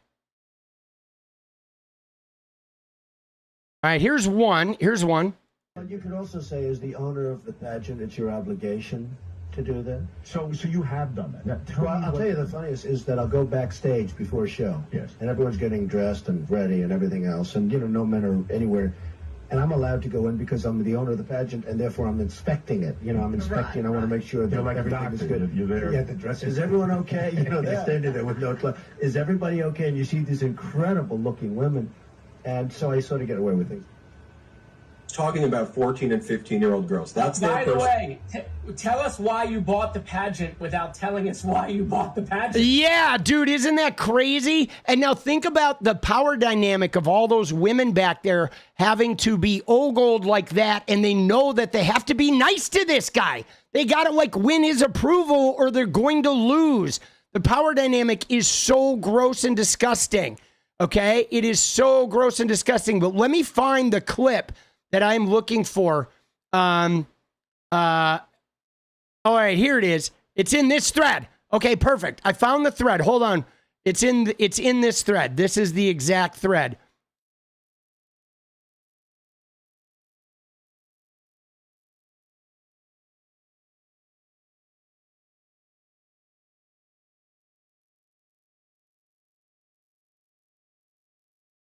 I believe it's in here. All right, that's the sexual predator one. So is it in this one?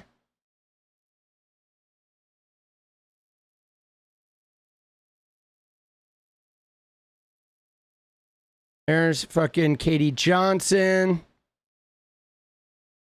Might not be in this one. It's in a thread like this. I'll find it. I know it's in here. That's the Paris Hilton. She was 12 years old. That's the Paris Hilton clip. Dude, there's just so much of this for him. And this one is it's so gross. We saw a little clip of it, but I want to see the whole fucking thing because I want to see the woman's response.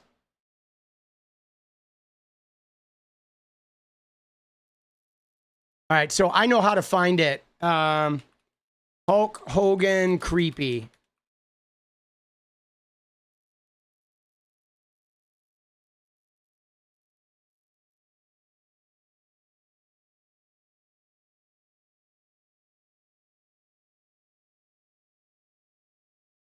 All right, I guess, hold on. Here, I guess what we're going to have to do is, boy, all right, let me grab it. I'm going to grab it from my video.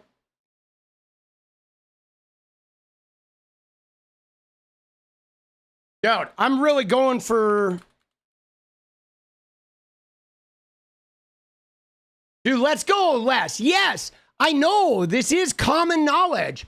All of this is common knowledge, and people just fucking... Like, all right, here we go. Here's a video from CNN that has lots of his comments about his daughter. Okay, you ready? So here's his comments about his daughter. We'll just watch this whole video instead of finding that one. I'm sure this one probably has it. And yeah, it does. It's that one right there. Okay, this one has it. You ready? So let's watch this. Get ready. Get braced. But this is like Donald Trump's fucking weird fucking daughter shit. And again, why are we looking at this? Because it's showing a predilection of him being smarmy, liking that father-daughter dynamic, making weird sexual comments inappropriately about women. He shouldn't be doing it. Crossing the father-daughter boundary line, the older guy underage line. Okay, we've seen him do it with like that young girl, 10-year-old on this escalator. I'll be dating you soon, and shit like that. And yes, and this shit keeps getting looked over, passed over. Donald Trump has every right to be proud of his daughter. Ivanka is a successful Ivy League educated businesswoman, author, and mother. She's now helping run his campaign and introduced her father at the Republican convention. Yet at times, his fatherly praise is downright cringeworthy, like on The View in 2006. I said that if Ivanka weren't my daughter, perhaps I'd be dating her. You know? Stop it! Oh, it's so weird. Stop You know what? You are sick. Far from protecting his daughter from being talked about as a sex So object, gross. he has encouraged it multiple times. On Howard Stern's radio show in 2004 and then again in 2006. By the way, your daughter, she's beautiful. Can I say this? A piece of ass. Yeah. She looks more voluptuous than ever. She's actually always been very voluptuous.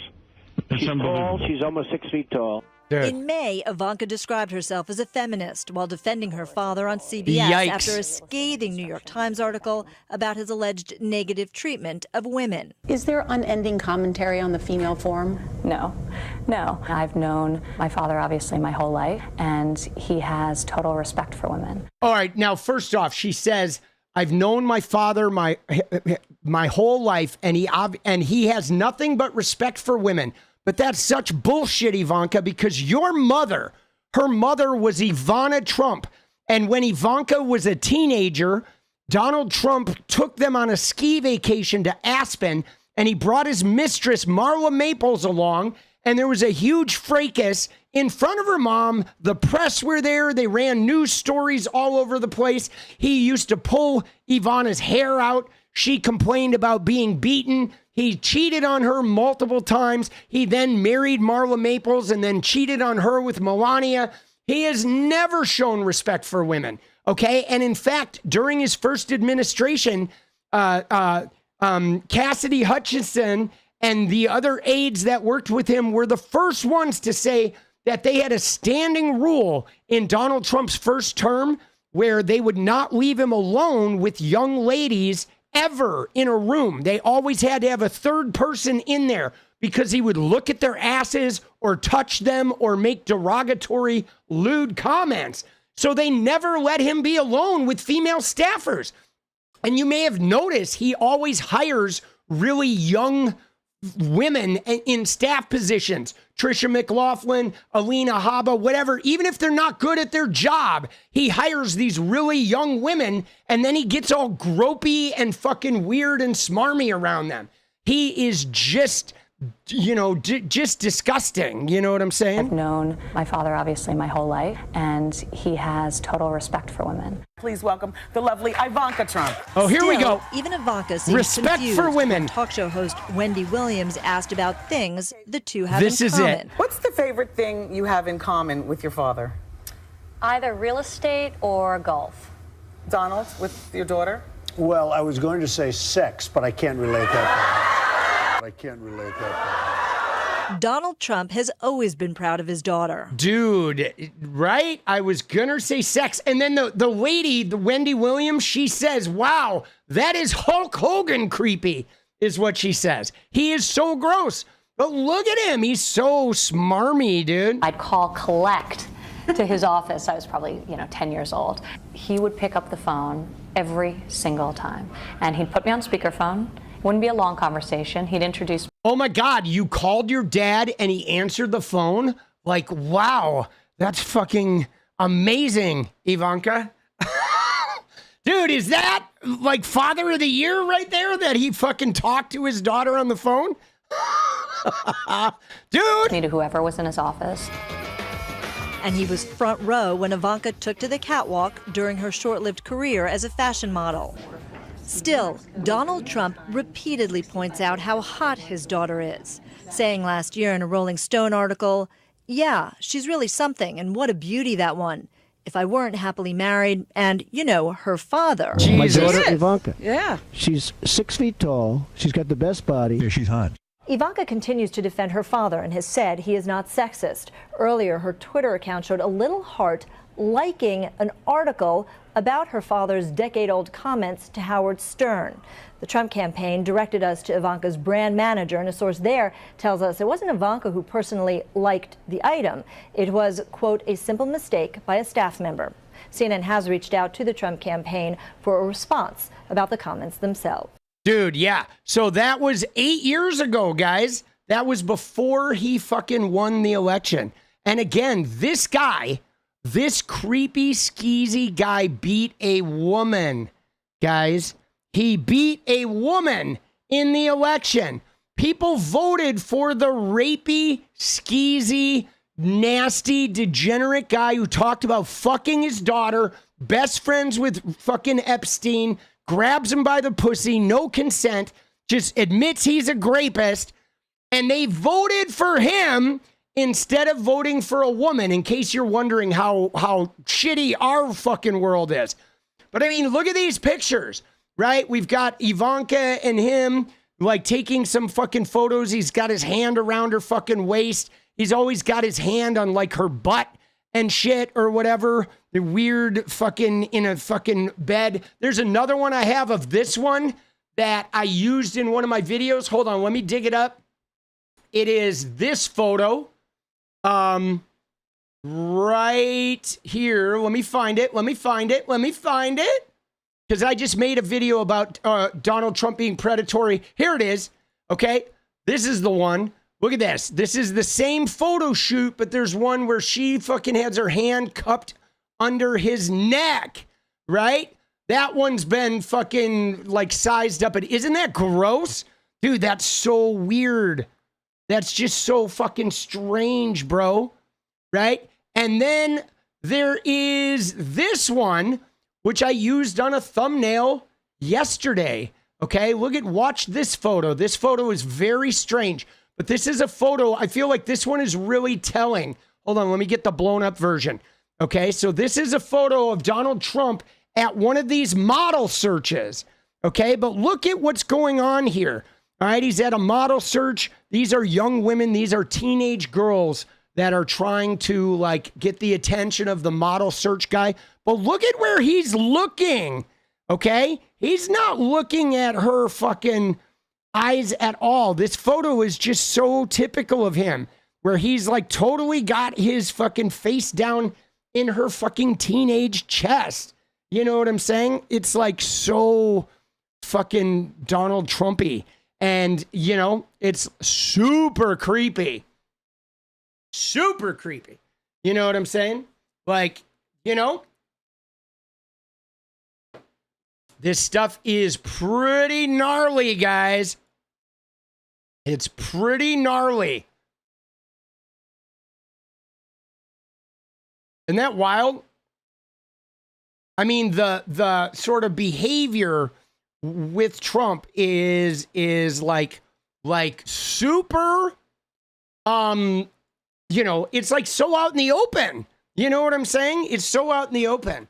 And again, that's why they're going hard with this Obama thing, you know, because they are, you know, there's such significant ties. Like here's another photo of him in a 1992 party. This is the party with Trump and Epstein. Okay, there was a party that he had where it was literally Donald Trump, Jeffrey Epstein, and 28 women. Nobody else was at the party. Let's look at the news article, okay? There's a news article that came out. I thought this was pretty funny. The White House pizza. Don't look in the basement, guys. All right? But there's a news article that came out right here, okay? Let's look at this New York Times article. All right, there's Mar-a-Lago, Palm Beach, okay, inside the long friendship between Trump and Epstein. Dude, okay, in the swirl of money and suntan women, that was their Palm Beach and Manhattan set. Donald Trump and Jeffrey Epstein spent 15 years mingling side by side as public friends. Okay, 15 years. There were lavish dinners with bold-faced names at Mr. Epstein's mansion on the Upper East Side, raucous parties with cheerleaders and models at Trump's private club and residence in Mar-a-Lago. They went back and forth on Epstein's private jets. These guys were like total buddies, okay? But behind the tabloid glamour, questions have lingered about what Mr. Trump's long association with Mr. Epstein says about his judgment and his character, especially as his allies have stoked sinister claims about Epstein's connections to Democrats.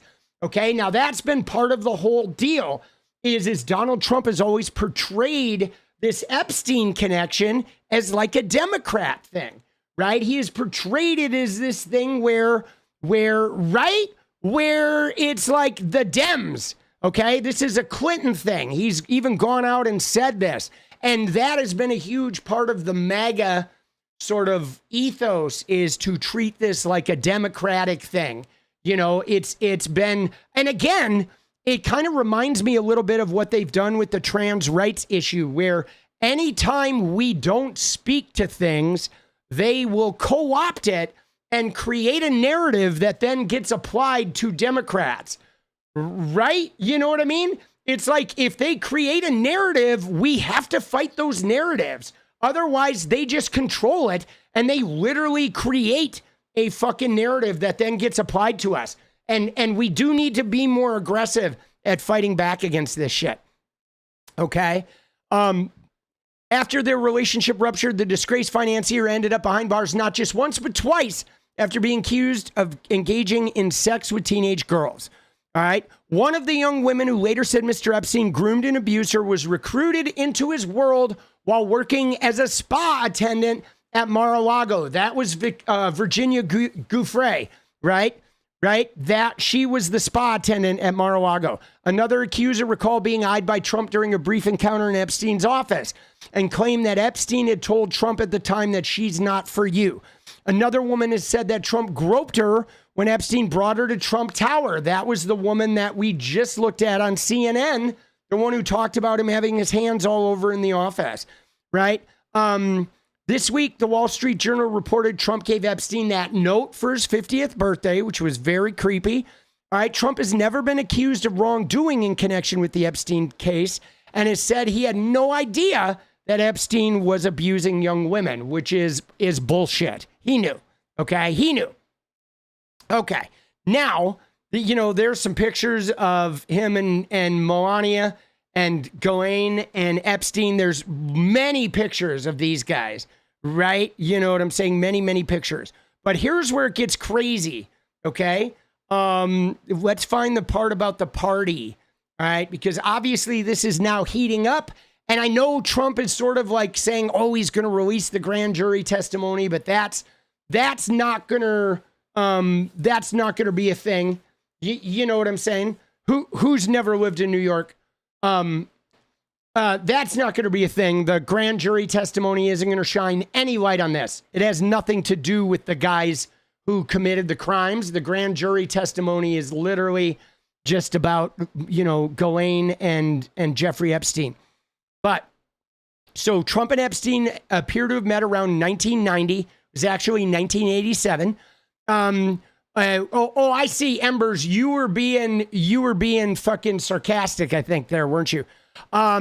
Epstein bought a property 2 miles north of Mar-a-Lago. Okay, they're in Palm Beach. Everybody knows everybody there. Everybody's business is like everybody's business there. Yada yada. Okay, both were outer borough New Yorkers who had succeeded in Manhattan. Both were energetic self-promoters, and both had reputations as showy men about town. Okay, and in '92, a news camera captured the pair at the Mar-a-Lago party with the Buffalo Bills cheerleaders. That is this footage.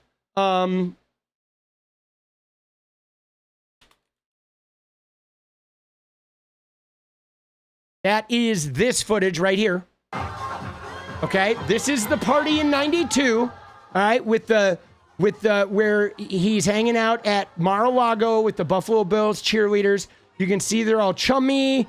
They're all fucking talking to each other, right? This footage is longer. You see him bring Jeffrey in, and he's just sort of like talking about women together, body, blah. Oh, she's hot. Look at that one. Look at this one. Right? Yada, yada, yada. But that was a big, that was a big event. The Buffalo Bills cheerleaders were there. There was like it was all over like Inside Edition, Current Affairs, those types of news programs at the time. Okay, here's where it gets interesting, okay?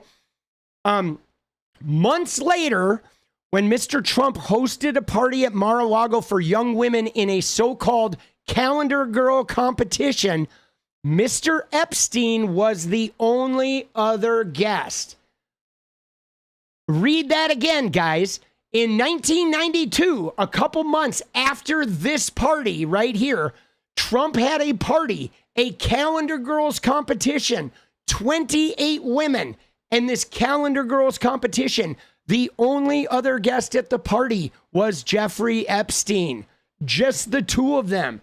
That's how cozy and comfortable and connected they were, right? According to George Horaney, a Florida-based businessman who arranged the event, Mr. Horaney recalled being surprised that Mr. Epstein was the only other person on the guest list.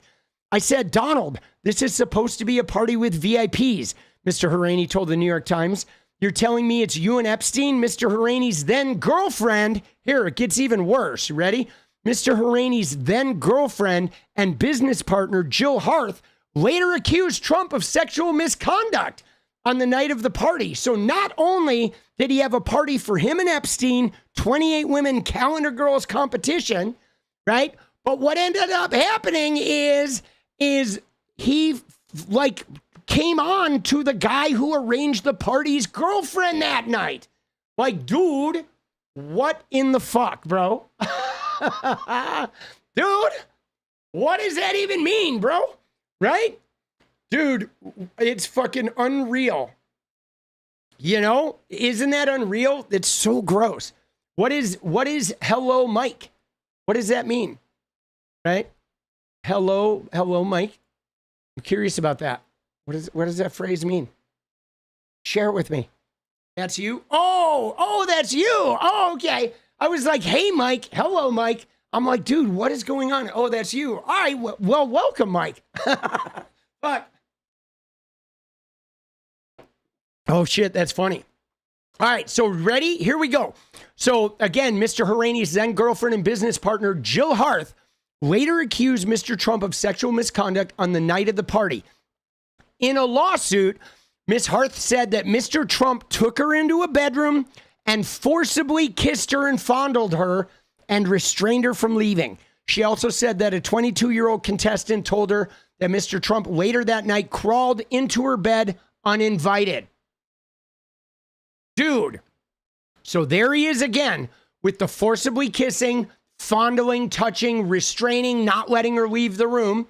All right. And then he climbs into bed with some other 22-year-old girl. Ms. Harth dropped her suit in 1997 after a related case filed by Mr. Herney was settled by Mr. Trump, who has denied her allegations. And that's how these guys get away with it. Okay. They just pay them off. Okay. They settle the suit and then they're able to say, oh, she was just gold digging or whatever. But again, that is always what they do. Okay, Mr. Trump and Mr. Epstein were spotted again at a 1997 Victoria's Secret Angels party in Manhattan. The lingerie company was run by Leslie Wexner. That's the billionaire that Jeffrey Epstein manages money. That's kind of how Jeffrey Epstein got into this high society life, was via Wexner. Okay, a billionaire businessman who handed Mr. Epstein sweeping power over his finances, philanthropy, and private life within years of meeting him. And there they are. There they are at the Victoria's Secret party. Okay. Hold on. Having nose hair issues. I know the receipts are like, dude, it's like a CVS receipt. Dude, Donald Trump's abuses are literally like one of the longest CVS receipt you've ever gotten in your life. It's ridiculous. Court records show that Mr. Trump was among those who got rides on Epstein's private jet at least 7 times over the 4 years in the 90s, largely making jaunts between Palm Beach and a private airport in Teterboro, New Jersey, which is on the way to New York. He said, I've known Jeff for 15 years. Terrific guy. Okay. And so in 2000, court records show Miss Maxwell, a British socialite who had long been tied to Epstein, struck up a conversation with the 17-year-old girl outside a locker room at Mar-a-Lago. Her name was Virginia Ghouffre, and she was a spa attendant at the club, having gotten the job through her father, who worked there as a maintenance man. And so this is how Virginia Ghouffre got, pulled into the, right? How she got pulled into the fucking, into the vortex that is Jeffrey Epstein. Okay. And according to Miss Ghouffre, Miss Maxwell offered her a job on the spot as a masseuse for Mr. Epstein after seeing she was reading a book about massage. She said that when she was brought to Epstein's private Palm Beach home, she found him lying naked on a table, and Miss Maxwell instructed her on how to massage him. They seemed like nice people, so I trusted him. And that's Virginia, who later went on to fucking kill herself just recently in Australia. Okay, Miss Ghouffre claims that she was forced by Mr. Epstein and Miss Maxwell to have sex with a series of famous men, including Prince Andrew. Prince Andrew denied it. We've all seen the picture, dude, of her and Prince Andrew. This picture is like, we've all seen this a million fucking times. But where is it? There it is. Right? There's the photo of her and Prince Andrew in a random apartment. You know what I'm saying? I mean, he's pretty chummy, right? Suicide. Yeah, I know. I mean, suicide, maybe not a suicide. I know she had said something like, if something happens to me, it's not a suicide. I mean, it's all very, fucking shady. Okay. But yeah. So again, right? Again, between Virginia Ghouffre and the other woman is Sarah Ransom. Okay.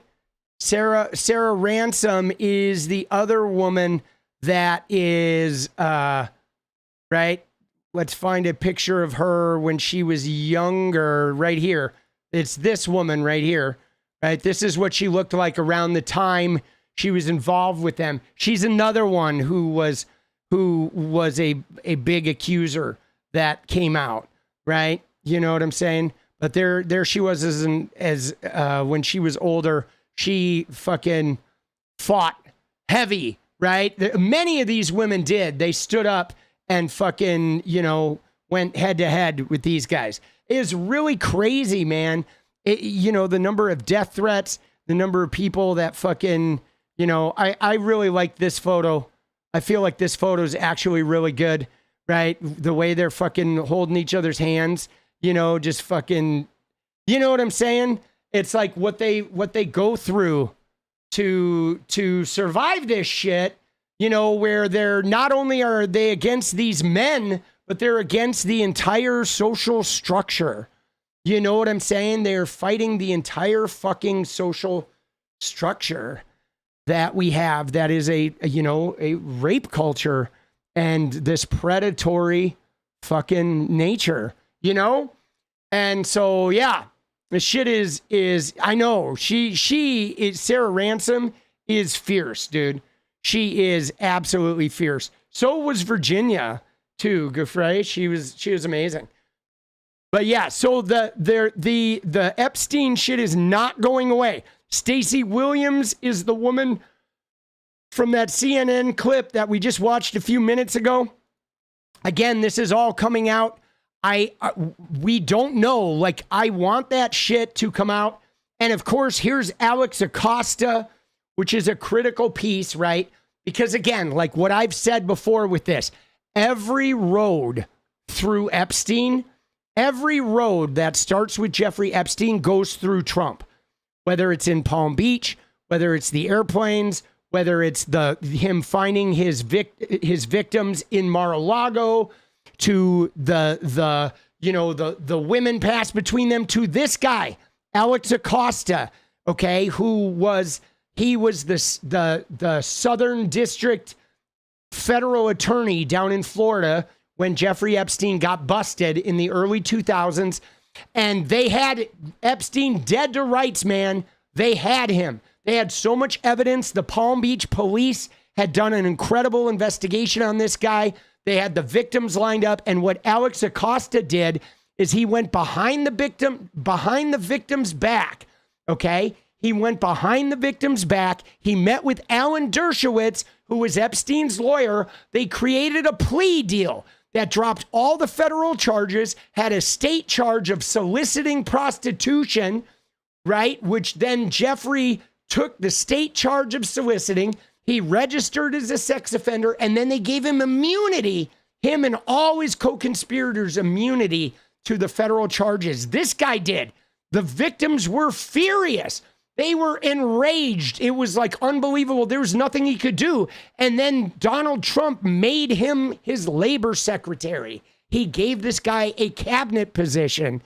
And this guy passed a Senate fucking hearing, got confirmed with all that. And then when Epstein got rearrested in 2019 and the shit hit the fan, he fell on the sword and resigned. And that's how they whisked it away. They put it all on 𝗪𝗪𝗪𝗪. He fell on the sword, disappeared, and then Epstein ended up dead. Then they investigated Ghislaine. Then, you know, Joe Biden's DOJ prosecuted Ghislaine, put her in prison, and here we are. Here we are. All right? You know what I'm saying? Dude, this shit is nuts, okay? It is nuts. And there's Jack Posobiec, noted white supremacist with one of the phase 1 Epstein binders that was filled with redacted shit. But hopefully, guys, this is going to come to pass. You know what I'm saying? Hopefully this is going to come to pass, but we just don't know. You know what I'm saying? We just don't know if it's going to come out. But I hope it does. I mean, dude, the Trump... Love you, babe. Good night. Dude, the Trump Ivanka stuff is so grody. Now, these photos here, though, guys, these are AI-generated photos. Just FYI, when you see these photos, these are AI photos. Those are not real. All right, this photo, there's another photo with a blonde woman between them. I don't know if this is real either. It might not be. Some of these photos are not real. That's a good one. There's a name on the Epstein list that Dems don't want released. I mean, dude, it's probably Bill Clinton, but I'm fine, dude. Release it. Get rid of him. Clinton, Bill Gates, get rid of him. Dude, let's watch Melinda Gates, shall we? While we're here. Okay. Let's watch this video here. This is a great one. You ready? All right, here we go. Let me see.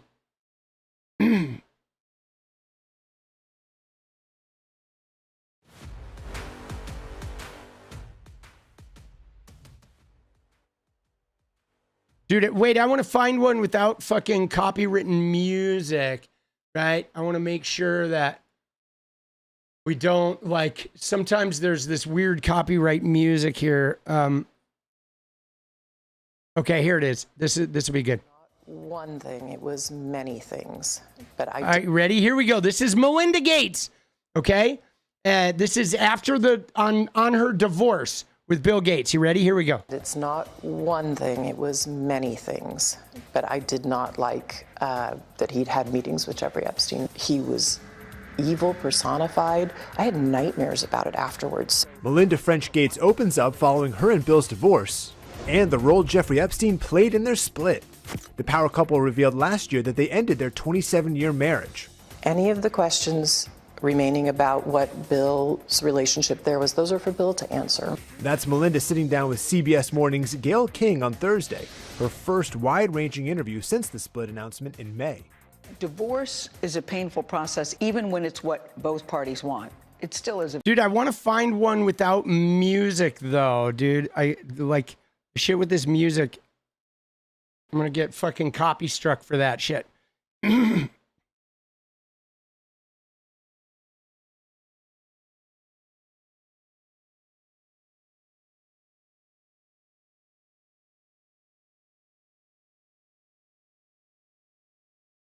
Melinda French Gates. Dude, give me one without music for the love of God, you fucking gossip sites. Everything that got is fucking... All right, here we go. You know, it was also widely reported that Bill had a friendship or business or some kind of contact with Jeffrey Epstein, and that you were not, that was very upsetting to you. Did that play a role in the divorce at all in this process? Yeah, as I said, it's not one thing, it was many things. But I did not like that he'd had meetings with Jeffrey Epstein, no. And you made that clear to him? I made that clear to him. I also met Jeffrey Epstein exactly one time. Did you? Yes, because I wanted to see who this man was. And I regretted it from the second I stepped in the door. He was abhorrent. He was evil personified. I had nightmares about it afterwards. So, you know, my heart breaks for these young women because that's how I felt. And here I'm an older woman. My God, I feel terrible for those young women. It's awful. You felt that the moment you walked in? I didn't realize was awful. that. Yeah. And you shared that with Bill, and he still continued to spend time with him? Any of the questions remaining about what Bill's relationship there was, those are for Bill to answer. Okay. But I made it very clear how I felt about him. Dude, yeah, so let's see if there's anything about Bill Gates. Had a friendship or business or some... If we have a video about Bill Gates on Epstein, did somebody ever ask him?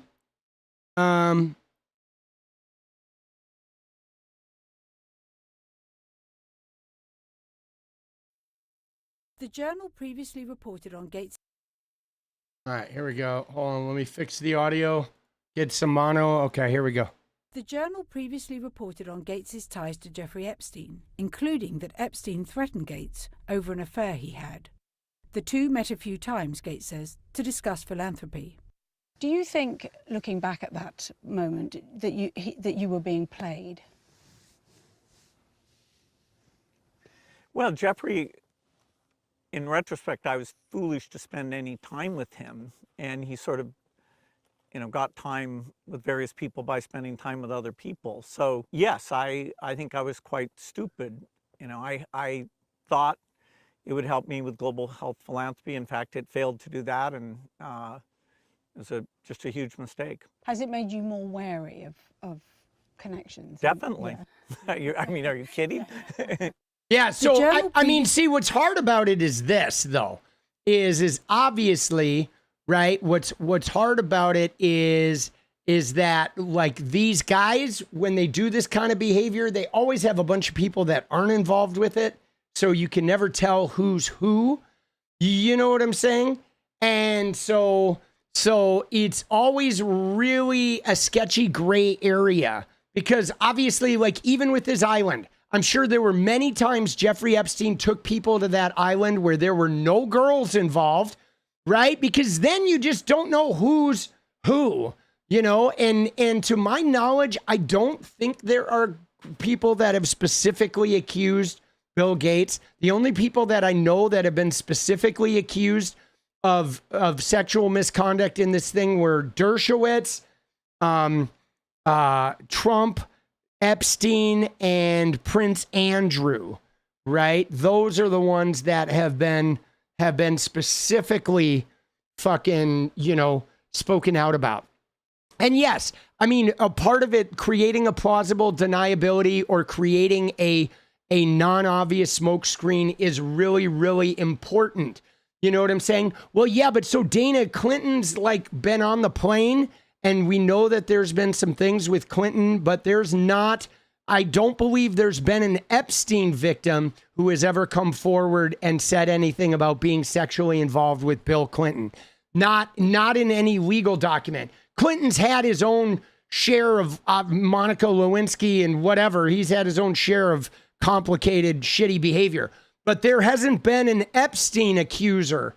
Like, of the women that were involved in the Epstein case, the only people that I believe were actually targeted as they sexually assaulted me were Trump, Prince Andrew, and Jeffrey himself, right? Those are the big three that, and Alan Dershowitz, right? So, yeah. So it's, but again, what's really fascinating about this is how a large part of the MAGA scenario has been to make this Epstein thing be a Democratic thing, right? They've spread rumors about, you know, Kevin Spacey and Tom Hanks and right, and Bill Clinton, and they've made the whole thing be this big Democratic / Hollywood. They've said George Clooney, Jimmy Kimmel, right? I think somebody got sued. I'm pretty sure. We'll have to look at it. I think it was Jimmy Kimmel that sued over Epstein and won a suit, right? Where is it? So Kimmel was going to sue Aaron Rodgers.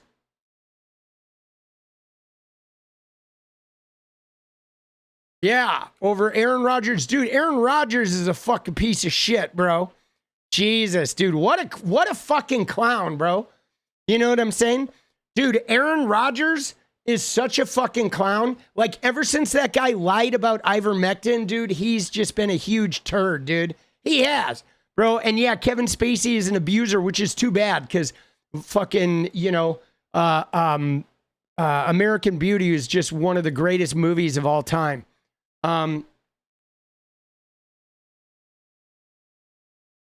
Shit, who was it? So maybe it was Kimmel. I thought somebody actually won a suit recently. But anyway, this shit is gnarly, guys. Okay? This is and again, I don't think it's going away. Okay? I know that Trump is trying to shift this thing with Tulsi Gabbard to Obama. They're claiming treason and all this other nonsense, which is nonsensical. Because if you look at the actual the Obama shit, they're totally conflating two different things, trying to create some scenario that Obama committed treason, but Obama's not getting arrested. There's nothing to that. They're all going to claim the deep state. But yeah, man, this shit is gnarly. The auto pen, Jesus, dude. The fucking Republican scandals are always, they're such fucking losers, bro. The Republicans are such fucking losers. I hate to say it, but it's true. Dude, the MAGA and the Republicans are huge fucking losers. Okay? All right, we got to keep moving though. Next up on the agenda, let's look at this Rogan and Talarico. Okay? You guys have seen this? Dude, Rogan and Talarico, we got to look at this. right? Talarico is a state representative from Texas that apparently Joe Rogan is wanting to run for president, okay? Let me find this clip here.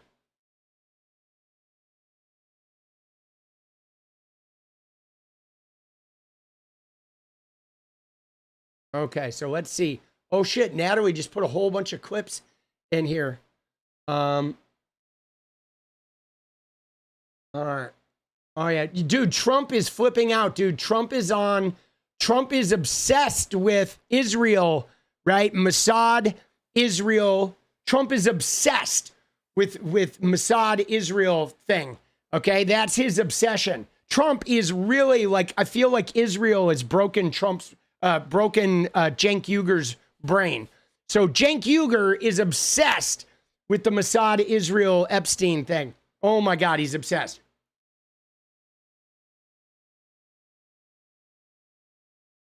Yes, thank you, Natalie. I said Trump. I meant Cenk Uygur. This guy is obsessed. You ready? Let me show you. This guy is obsessed with fucking right there. That guy right there is obsessed with Israel and Epstein. Good old Cenk Uygur. Oh, there he is. Cenk. Dude,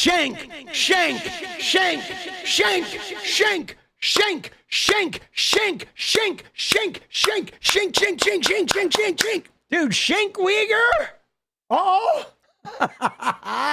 Dude, it is a good thumbnail, isn't it? Let's go, baby. Cenk Uygur is in the house. Dude, like, I mean, he's the biggest clown, dude, in politics right now, other than Donald Trump himself. I feel like you have Trump, you have Stephen Miller, and then you have like Cenk Uygur. And that's it. That's like the big three right now as like clowns in politics. It's like Donald Trump himself, fucking Stephen Miller, and then Cenk Uygur, right? Dude, and Anna, she's top 5. All right, here we go.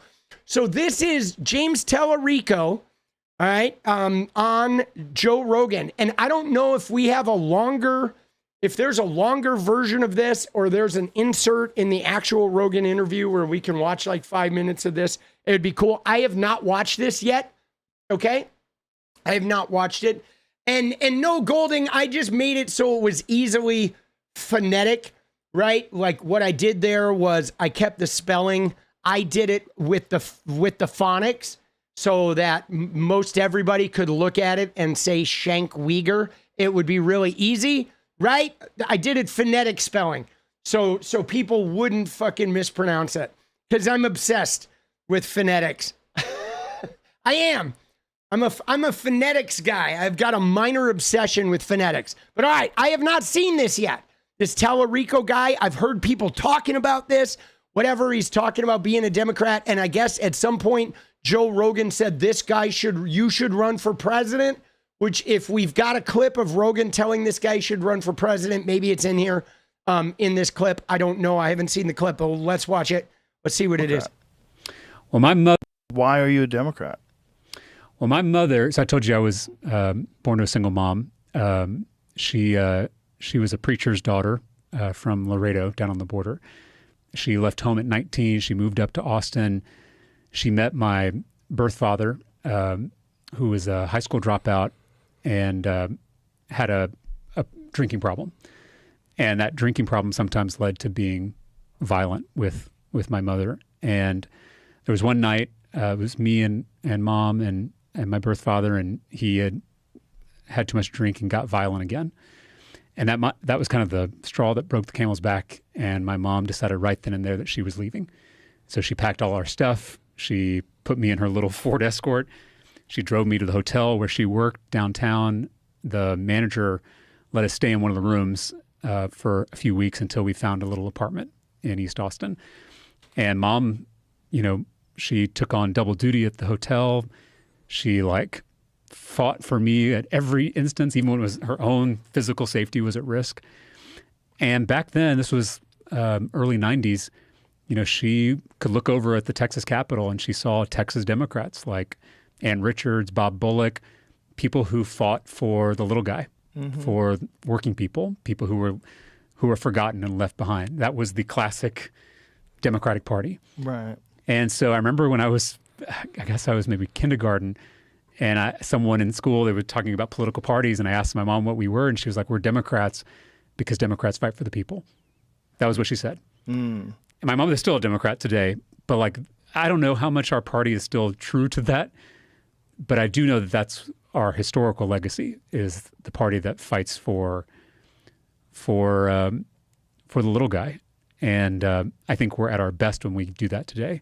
We're at our worst when we stray from that. I would agree with that. So I still believe the Democratic Party can get back to those roots. I hope last year was a wake-up call, especially to the National Democratic Party. See, now I have some mixed, complicated feelings about this whole thing. Because on the one hand, thank you, Natalie, on the one hand with this is that I like the idea of the Democratic Party being the party that fights for people, okay? And that absolutely, over my lifetime, there have been many instances where that was exactly the truth, that the Democratic Party was the party that was fighting for the people ever since JFK, okay, when the party switched and then the Southern Democrats left the Democratic Party around the civil rights movement, Strom Thurmond and all those guys, Goldwater, right? All those fucking 𝗙ecie crap motherfuckers then joined the Republican Party. We had the little party switch in 1964 in the Southern Strategy, et cetera, et cetera. But, okay, what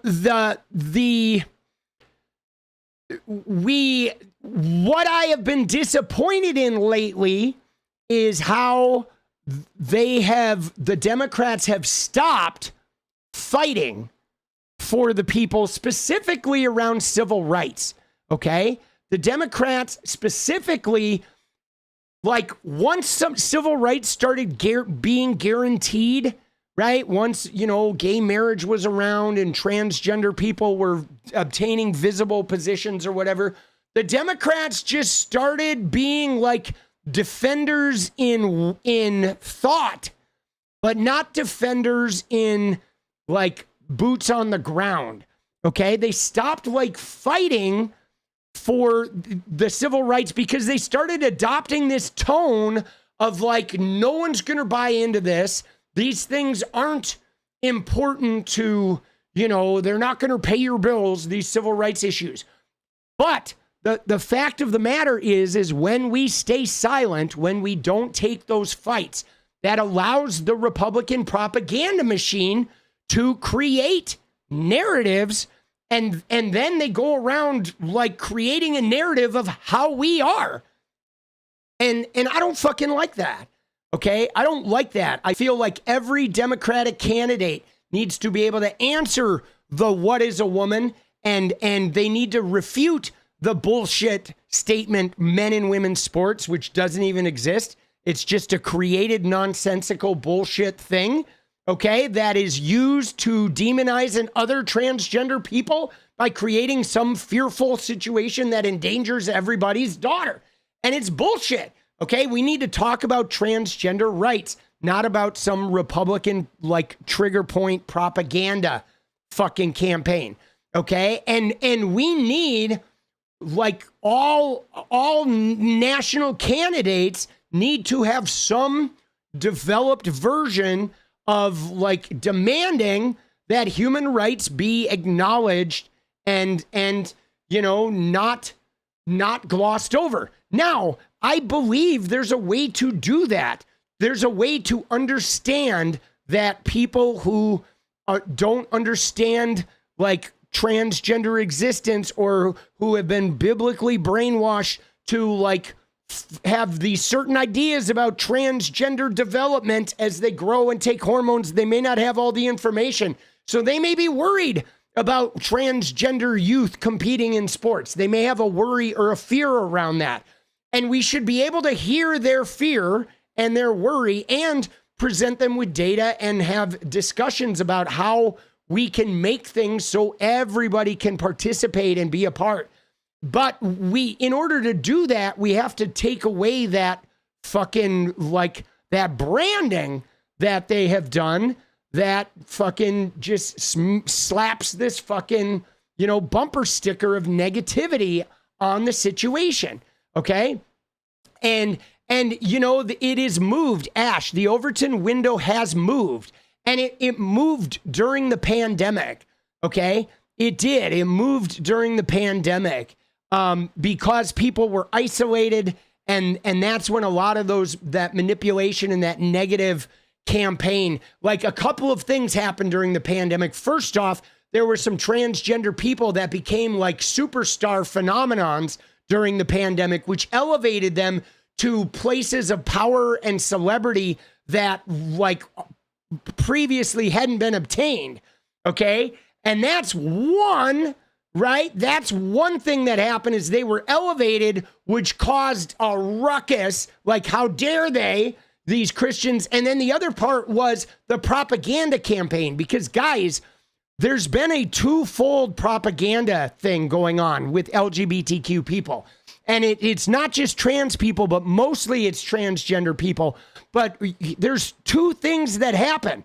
Is on the one hand, you have like activists that are out there actively fighting transgender people, and they're fighting transgender rights, and they're using some religious base. They're protecting kids or whatever, right? Protecting women. It's always some protection shit. But that's one phase. But I think the devious phase, guys, the really devious phase is the rat fucking.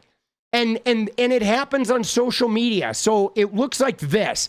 Here's what happens, guys, with the rat fucking of LGBTQ people is on social media. There are literally hundreds of thousands of accounts that pretend to be transgender people.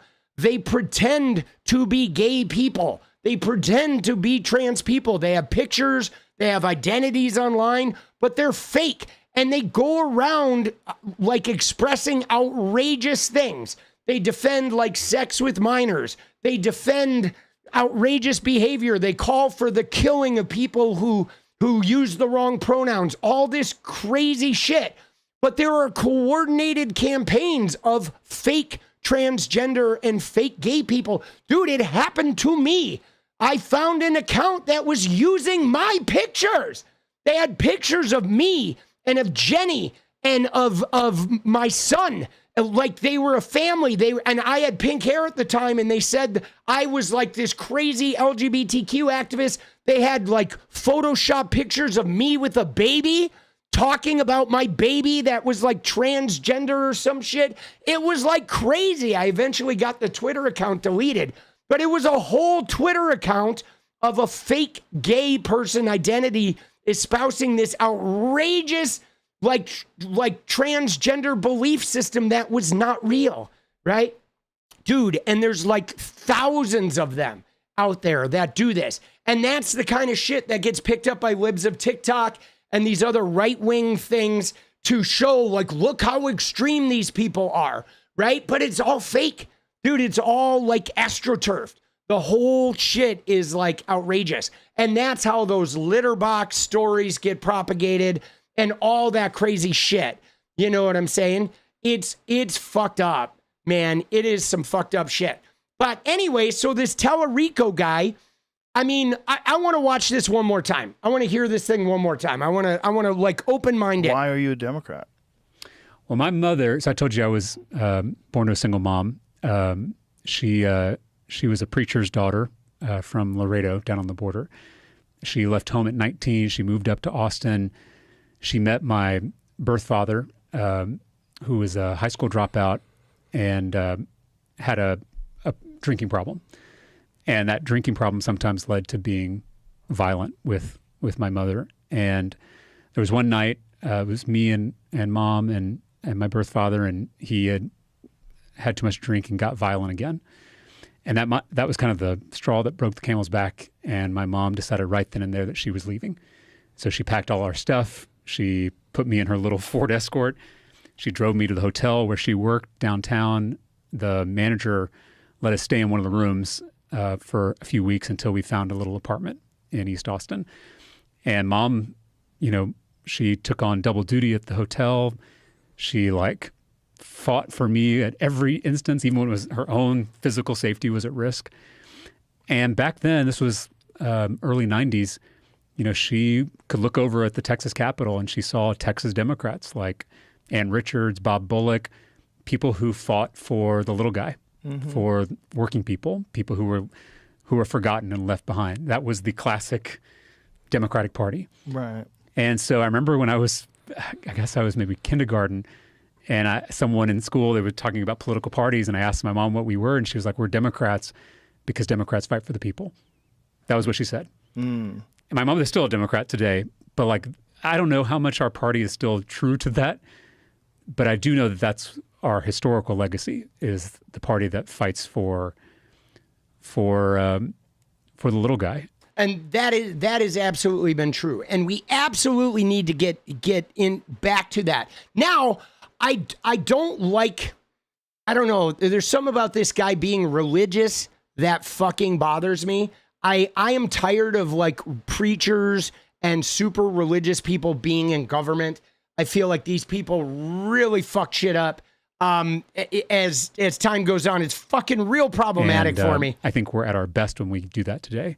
We're at our worst when we stray from that. I would agree with that. So I still believe the Democratic Party can get back to those roots. I hope last year was a wake-up call, especially to the National Democratic Party, about what needs to change and how we need to be different if we're going to build a big coalition to take on the issues that we care about. But that's why I'm a Democrat and why I hope the party can get back to those roots. See, with me, I don't have a problem with people being religious, right? You want to be religious, that's fine. I have a problem with government people being religious, because then they start making laws and talking about God on like the floor of the State House, or their relationship with the Bible is guiding them as to what laws they should pass. And I have a real problem with that, because I'm not governed by the Bible, nor is anybody who's not a Christian. And so this idea that like your personal relationship with your religion and your God and your Bible, it only applies to you. And so when you start thinking we need to pass these laws because your Bible says that's how the world's supposed to be, you're way out of fucking bounds. Because the King James Bible, or whatever fucking Bible Christians use, there is nothing in that Bible that fucking applies to me. I don't care what it says in there. I don't care what it fucking says. I don't care what the commandments are or what it says is good or bad. Like, none of that shit means anything to me. That whole book is like Harry Potter, the exact same thing. You're not going to bring me the fucking Sorcerer's Stone and open it up to page 142 and tell me there needs to be a law based on that, because I'd be like, fuck you, get Sorcerer's Stone out of my face. And same with the Bible. The Bible just doesn't mean anything to me. It's not a special book. It's not written by the Son of God. It's meaningless, okay? It is just a collection of fucking stories that were told over thousands of years passed down and eventually compiled and then changed over another 1,000 years and then monetized, right? But like, it's completely meaningless to me. You know what I mean? And so that's my point is having those people like I don't think you should be allowed to bring a religious point of view into governing, you know, in thank you, Deb. And feeling fresh, you know, and we've gotten way out of hand with that, guys. There are guys doing like prayer circles and shit, and they're saying these group prayers on the floors of state houses and government buildings. They are like mentioning God, and the God-given rights is a phrase they use. Right? God-given rights? Like, really? Like, fuck off, bro. You know what I'm saying? There's no such thing as God-given rights. That's fucking bullshit, bro. You know, they're using those phrases. My God, in that Alabama Supreme Court decision about IVF, remember the one that caused that crazy stir before Katie Britt came out of the root cellar and fucking fought to like sort Alabama out? They talked about God in a legal document The fucking Supreme Court of Alabama was quoting God in a legal document. It's like, guys, how can you quote God in a legal document when you can't even prove that motherfucker exists? And you're putting it in a binding legal document by the highest court in Alabama? That's mental. I'm sorry, that's a mental fucking illness. When you're taking characters that there's not even proof that these motherfuckers exist, and you are using them in legal documents to govern humanity. Like, fuck directly off, okay? And I mean, that's beyond the tenets of religion, of, having an authoritarian God where women were a rib and fucking, if you disobey and don't do it right, you get thrown into a pit of fire. All this fucking bullshit, like toxic, like ego-driven love of that thing. That's a whole nother story. I'm just talking about any concept of a deity or a non-proven entity being brought into the government and then applied towards laws or rules that govern the populace is like way out of bounds. All right, let's watch this clip here where Rogan hears this guy and says he should be president. It's always going to be this way. Right. It doesn't have to. Let's see. Give people this. It's like, look, if you I want to go back a minute. Have a very difficult time. They think pulling the strings are still pulling the strings. Well, and it doesn't, I want to go back 2 minutes here. We're going to watch this. Cash came on the podcast and said there's nothing that you want to see. This guy nothing you need to see. Dan Bongino. Oh, they're talking about Epstein here. Hold on. More of in politics. And you're trying to get out. You're trying to get out. I'm not leaving right away. I do think there are other ways to make an impact outside of politics. Well, you've shown that. Yeah. I can do that in the ministry. Like, I do think we're missing that moral clarity in our political conversation that really can only come from faith leaders. And I think the cynical see that what he said right there, I don't like. He said, I think we're missing that moral clarity in politics that can only come from faith leaders. And that's bullshit. Okay? Moral clarity has nothing to do with fucking religion and Bibles and all that. Okay? Moral clarity comes from one thing, compassion. Okay? Compassion, which leads to empathy, which leads to the idea of like elevating the slowest member, the most harmed member, the most marginalized member. It has nothing to do with religion. Okay? You don't need religion. You don't need the morality of religion. That comes with rules and proselytizing and frameworks that restrict behavior and do it in the name of some like overlording deity. Okay? The fact of the matter is faith leaders don't have morality. Okay? They don't. They have like moralizing. Okay? They spend time moralizing. They spend time creating a moral framework based on that, the idea that they are somehow doing the work of the being that created us all. So it's arrogant and it's like you can't check the behavior, you can't question it. But we need less of that. We simply need compassion and empathy. Okay? It's real simple, man. It's not fucking complicated. The perspective is that at the highest levels, it's all being controlled by money, and that's not going to change.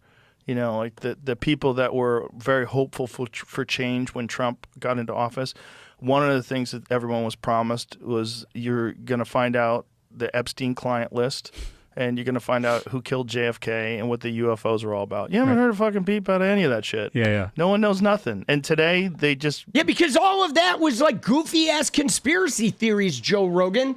Like coddled and nurtured and fucking set on fire by people like yourself who are trying to hit that cash register. Like, attacking people's fears and lack of trust. Finally said, there's no client list, there's no videos. I mean, I had 𝗙cie𝗶𝗆. These people, Cash came on the podcast and said, there's nothing that you want to see. This guy, nothing you need to see. Dan Bongino, who's always like shouting from the rooftops, we're going to get to the bottom of this and find out who these people are. Everyone's saying, no, Epstein killed himself. No, nothing to see here. And it's like, okay, well, that's why people are cynical. People are cynical because you had all this hope for change. And then you realize, like, oh, the same people that are pulling the strings are still pulling the strings. Well, and it doesn't help when there are videos of the president, hanging around with and everybody with else, including Nobel Prize winning scientists. Yes. Yeah. It's not just limited. Yeah, you see what Joe Rogan did, and everybody else. Joe Rogan won't acknowledge Donald Trump's role in this. You see that? When he said, Talarico said it doesn't help when you have the president hanging out with Epstein. And what did Rogan do? Rogan's like, and everybody else. Oh, Nobel scientists. Yeah, Rogan, we get it. You're right. Let me take you back to Joe Rogan and Donnie Trump. Hold on, I got the photo, guys. Okay, it's Joe Rogan and Donnie Trump from the UFC. Look at those guys. Look at these guys, dude. Right? This fucking says it all right here about Joe Rogan and Trump. Okay? This is the club of men that can rape, that can steal, that can abuse, that can fuck around, and they're untouchable, right? They're untouchable. They're power men. Dana White, wife beaters, right? These guys can beat their wives and rape women and walk away scot-free, and they know it, okay? They know it, that they're untouchable, right? And they revel in that shit. They hang out in the fucking... right, with other abusive men, Andrew Tate, right, Russell Brand, Dana White, Jake Paul. They hang out there, right? And, they buy an NDA, exactly. Make you disappear, a well-placed death threat, and a couple NDAs, and it's all out. But look at his face, dude. He knows. He knows the club he's in. He knows he's fucking smarmy, bro. Right? Yeah, I mean, that whatever that compromise organization was, whatever that thing was that they were running, whatever this game was, that I'm sure they're running another version of it right now, where they provide experiences to people that have a very difficult time, getting out there and having their fun, and then they compromise them. I mean, I think this is it's a time-honored tactic of control. It's been around forever, and obviously it works. Look, if you have so much interest in getting to the bottom of this, like universally on both sides of the aisle, and yet nothing gets done, that tends to give people this fear that cynicism is the correct perspective. And I want to validate that there is reason and good reasons to be disillusioned. Mm-hmm. I guess all I'm pushing back on is that second step of it's always going to be this way. Right. It doesn't have to be this way. That is the key step. Right. So that's because you need to run for president. Yeah. We need someone who's actually a good person. Well, because the Democrats have very few candidates that are. Can I actually push back on that? Please. Because we were talking about how politics has become a religion. Mm-hmm. This is one of the ways it does, is people put all their faith in a politician. No, but I'm not saying that. I've seen it with Bernie. Yeah. People, and they definitely did that with Bernie.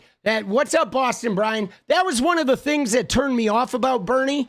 And it wasn't Bernie's fault, but I remember when Bernie was running, he had a bit of demagoguery about him, where some of his followers were like, only Bernie. Bernie's the only man on the planet who can fix this shit.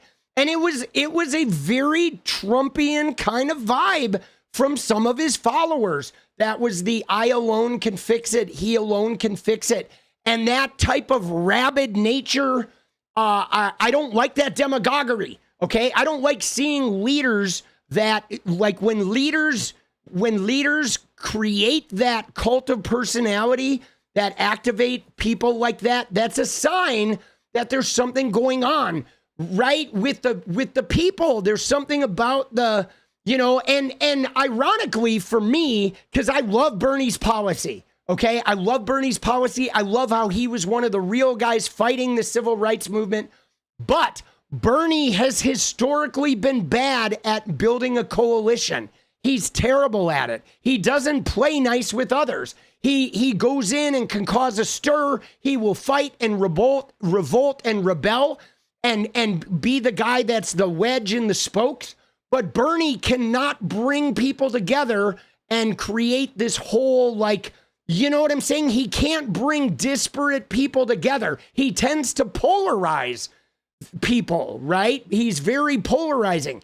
And I get it, because I have some of that in me too. But I think it's really important for leaders are people who aren't polarizers, who people that are, building a coalition. And so, Wes, the thing about it is I believe you can bring people together. I don't think you can bring MAGA together, but we can have some people on the left that can bring all the leftists together, right? And that's what we need. We need to bring people together. And Jay Rome, I'm not talking about like what the media said. I'm just talking about my own watching Bernie and how he behaves. Okay, watching Bernie's behavior. Okay, is he is a bit of a loner. He does not have a big coalition.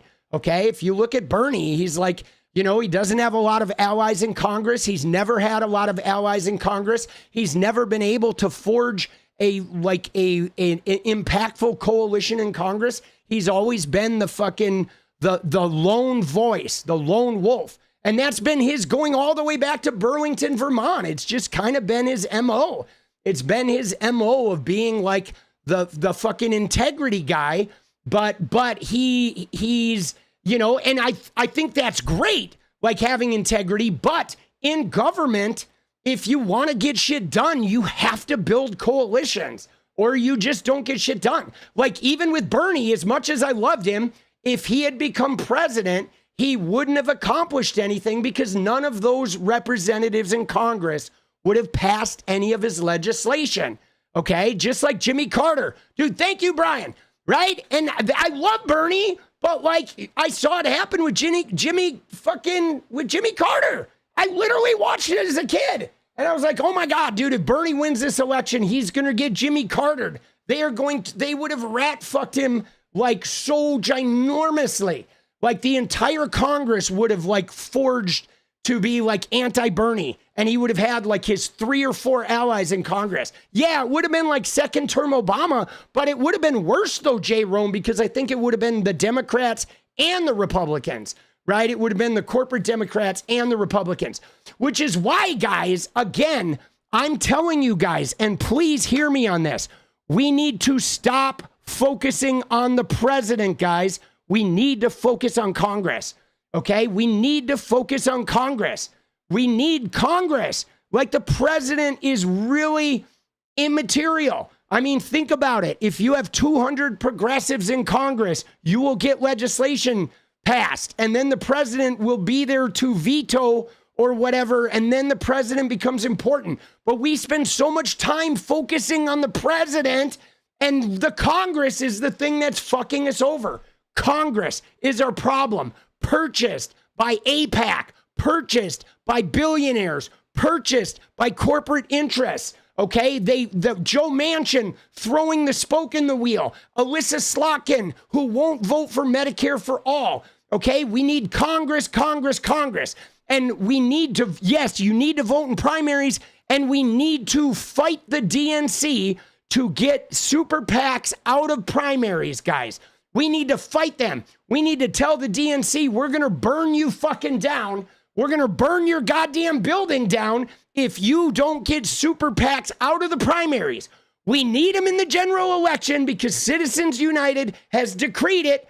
Fuck the Republicans. We don't care what they do. I'm talking about with the Democrats. If we take super PACs out of the primaries, we can then vote good people in.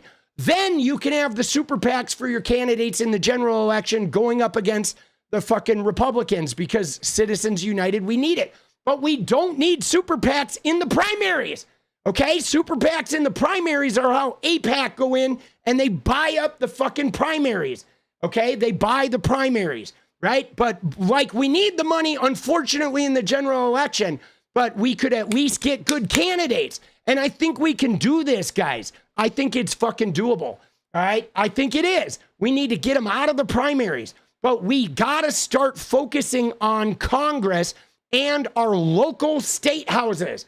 Okay? That's really like, I think America gets so focused on the president,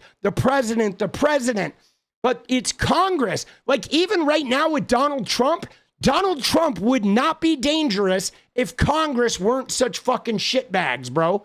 Right? If Congress wasn't just neutering themselves and giving away all their power, you know what I mean? Like, so like, dude, we need like a 2/3 majority in Congress of progressive leaders. And if we do that, guys, I think we can change the way. And, you know, I think we can, right? I don't know how we get it. I think we might have to run, right? I personally would like to see no more stock trading of members, which would be good because then it would get those rich money kids out of Congress. The wealthy people wouldn't want to go into Congress for 20 years if they couldn't trade stocks. So if we could get stock trading out and get more working class people into Congress, right? I'd be down with some term limits, but I think more importantly, you get rid of the fucking stock trading and the lobbying and all that, the financial benefits, so we can get more working class people into that job, right? We need working class people in Congress who are not purchased by fucking, you know, AIPAC and other super PACs and billionaire money, right? There you go. That's my take, all right? And state and local government. I guess I will need to move to Wisconsin. Yes, if I end up running, I would have to move to Wisconsin. It would be, man, some shit would really need to line up for that to happen. We'll see. I've put it out to the universe and I've begun networking with people. Like I've met some people in politics from Wisconsin on Twitter that I've been talking to a little bit. So we'll see. But like right now, as it stands now, I would not be able to move to Wisconsin. But you know, if it works out and there's an opportunity, why not Oregon? I mean, dude, the representatives in Oregon are good, right? Like the woman in my district, Maxine Dexter, like she's doing a great job. I like her. I wouldn't want to run against her. You know what I'm saying? Like, I wouldn't want to run against a woman that I really like that's doing a good job here. Like, the politicians in my area are not people that I want to depose, right? But Wisconsin, there's a number of reasons why I would want to run there. One is I grew up there, and so I know the pain of the people that live there, and I grew out of it. I healed it. I got above some of the racism and the misogyny and the shit and the trauma that's inherent in that area. So I would like to go back there and run to try and give a little bit of healing back to the ground that birthed me, because I was able to escape some of the hopelessness and the particular afflictions that affect the people, the lower middle class people in that small town environment. So I would want to go back there and try to heal that as a way of giving back for the existence I've had. Number two is I am those people. Like, I can speak their language. Okay, I can go back there. Even the Republican people, I still speak their language. I speak that small town Republican man language. I grew up around it. So I know, and I have a ton of family there, right? Not really family that I hang out with necessarily, but I have a strong family connection there that if they were to back me or whatever, it could be really helpful. And the other major reason why I would go to Wisconsin is because it's a battleground state. So if you wanted to make a name for yourself politically, if you wanted to go somewhere and really be in the shit, be in the fucking, like, the national conversation, it is a battleground state like Wisconsin is going to be where you go and you're right in the fucking, you know what I mean? The spotlight of every national election shines on that state. So if you want to go and have your voice impact the national fucking political scene, that would be the place to fucking, for me to go. You know what I'm saying? So yeah, so we'll see, right? We'll see. Dude, but if I went, dude, it's the reddest district in Wisconsin though, guys. I would be running in the reddest district in Wisconsin. You know, it would be crazy. So we'll see. We'll see. I'm thinking about it. I don't know if it's going to happen, right? But you never know. You never know. You know, you just, with me, you never know. I mean, in 2018, I never thought that in 2019 I would be streaming Fortnite, and in 2021 I would be internationally known as a Fortnite streamer. So you can't really see the future, right? So we'll see. I kind of like my life here as a political commentator. I have a good life working from home and shit. And so the other thing to do that, to go to Wisconsin, would be a complete and total upending of my existence from away from my home office and my self-created hours to like a lot of commitment, a lot of in the room with people all the time, which would be really chaotic and like a massive life change. But you know, you never know. I mean, Jenny is an actress, so Chicago's not far from there. We could get her an apartment in Chicago and she could do theater in Chicago. So it could be something that could be good for her too. We'll see. We'll see what happens, right? Well, like, it's on the radar. But right now, I just want to build this and then see what happens. But it would be a serious life change. But I think, though, guys, I think my rebellious energy combined with my ability to relate to everyone and forge a coalition, I feel like I would be a really good person to have in Congress. Okay? I think I would be really good in that environment. So we'll see, though. Right? We shall see. But now I'm gonna go make some videos, guys. All right? It's time to make videos, baby.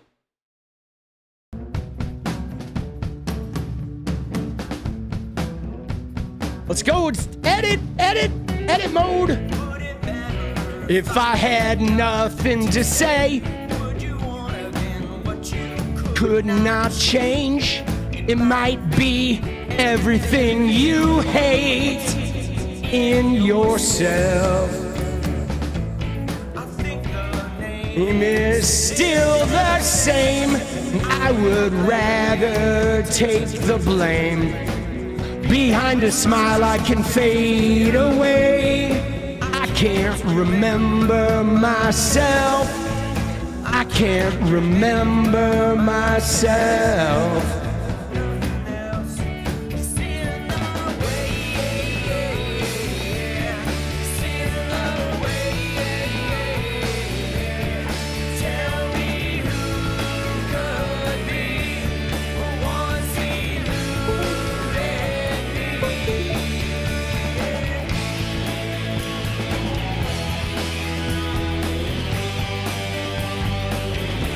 Dude, yeah.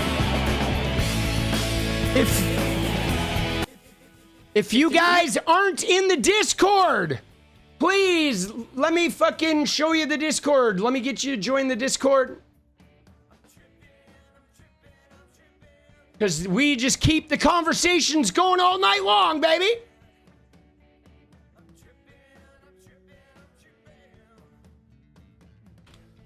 I've been here a while, but I won't unpack. I give you my all, but I want it back. Maybe I'm crazy, cause I see it in you and me. Oh yeah, so just to give you a heads up, guys. All right, so here's the deal, guys. My Twitch ban is over. All right, it's been over for a couple of weeks. However, I don't think I want to go back there, right? And it's hard. I've labored about this because I know some people have had subs for years, and I had a really good run on Twitch. And I know that there's a bunch of people that are Twitch people that have come to watch me on YouTube and shit, but like, if I went back to Twitch, some of the YouTube people here would go back to Twitch, and then I would have split audiences, and you guys wouldn't be talking to each other, and I'd be talking to two groups of people that are separate groups of people, and it would have all the, like, still the negative people from the gaming days. So I think I just want to leave Twitch behind for now, and maybe I'll go back and dual stream 6 months from now or a year from now. But right now, I'm liking the YouTube. I'm liking that we have 300 viewers every night and we're growing, and the YouTube channel's doing really good, and I'm enjoying the work. I'm enjoying the process. And so I am just going to let Twitch die for now and just sort of leave it and go follow this YouTube thing for a little bit with you guys and see where we go. Because it's been really amazing. And I feel like my mood has been so good since I've done the fucking YouTube thing, and I just don't want to fuck with that. So I am I'm letting Twitch go by the wayside for now. All right. And then we'll see what happens. All right. Maybe we'll down the road. But right now, I'm liking what we're doing right here. And together we're building it. It's new. It feels fresh. It feels exciting. And you know what I'm saying? And so like, I'm ready to fucking roll. I'm ready to just roll with YouTube. And we're going to go out with this song from Number 3 Breakdown, my band in 2002, 2003. It was a 2-piece band here in Portland. We were amazing. And then I quit it. I broke it up. I killed the band in the middle of I ended the band in the middle of recording our album. After I spent $7,000 on the record, I never even recorded the vocals. Recording with Larry Crane at Jackpot Studios. I just quit the band, pulled the plug on the record, and then I went and made Let Go Afterglow.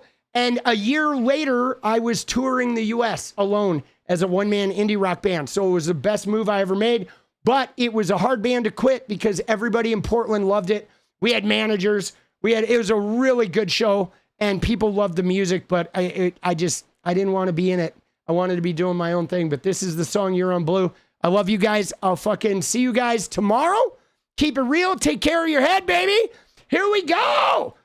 Get it. Good night.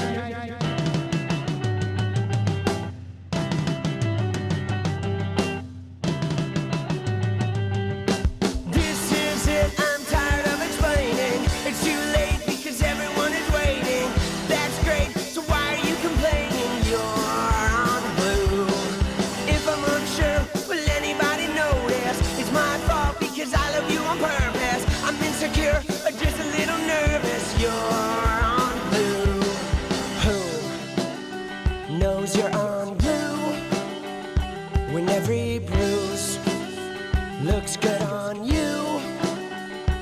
Tell me who knows you're on blue.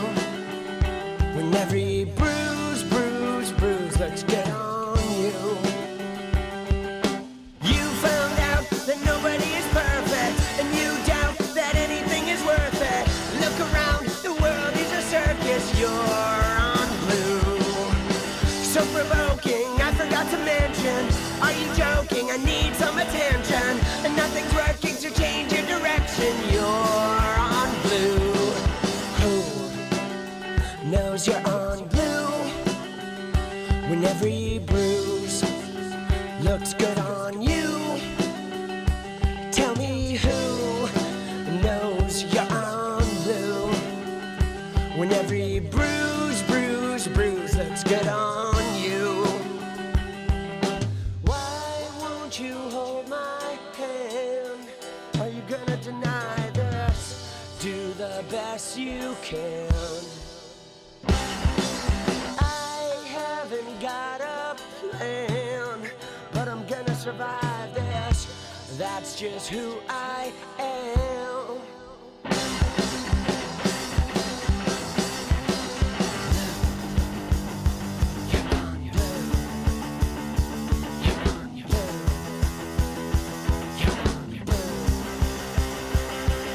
When you're on blue, you keep everything inside of you. You try to play it cool. Sometimes you gotta break the rules. I don't know why you are confused. All you need is a little bit of attitude. Yeah. This is it. I'm tired of explaining. It's too late because everyone is waiting. That's great. So why are you complaining? You're on blue. If I'm unsure, will anybody notice? It's my fault because I love you on purpose. I'm insecure or just a little nervous. You're on blue. Yeah. Hey. Starting to enjoy the view. I'm all about the attitude.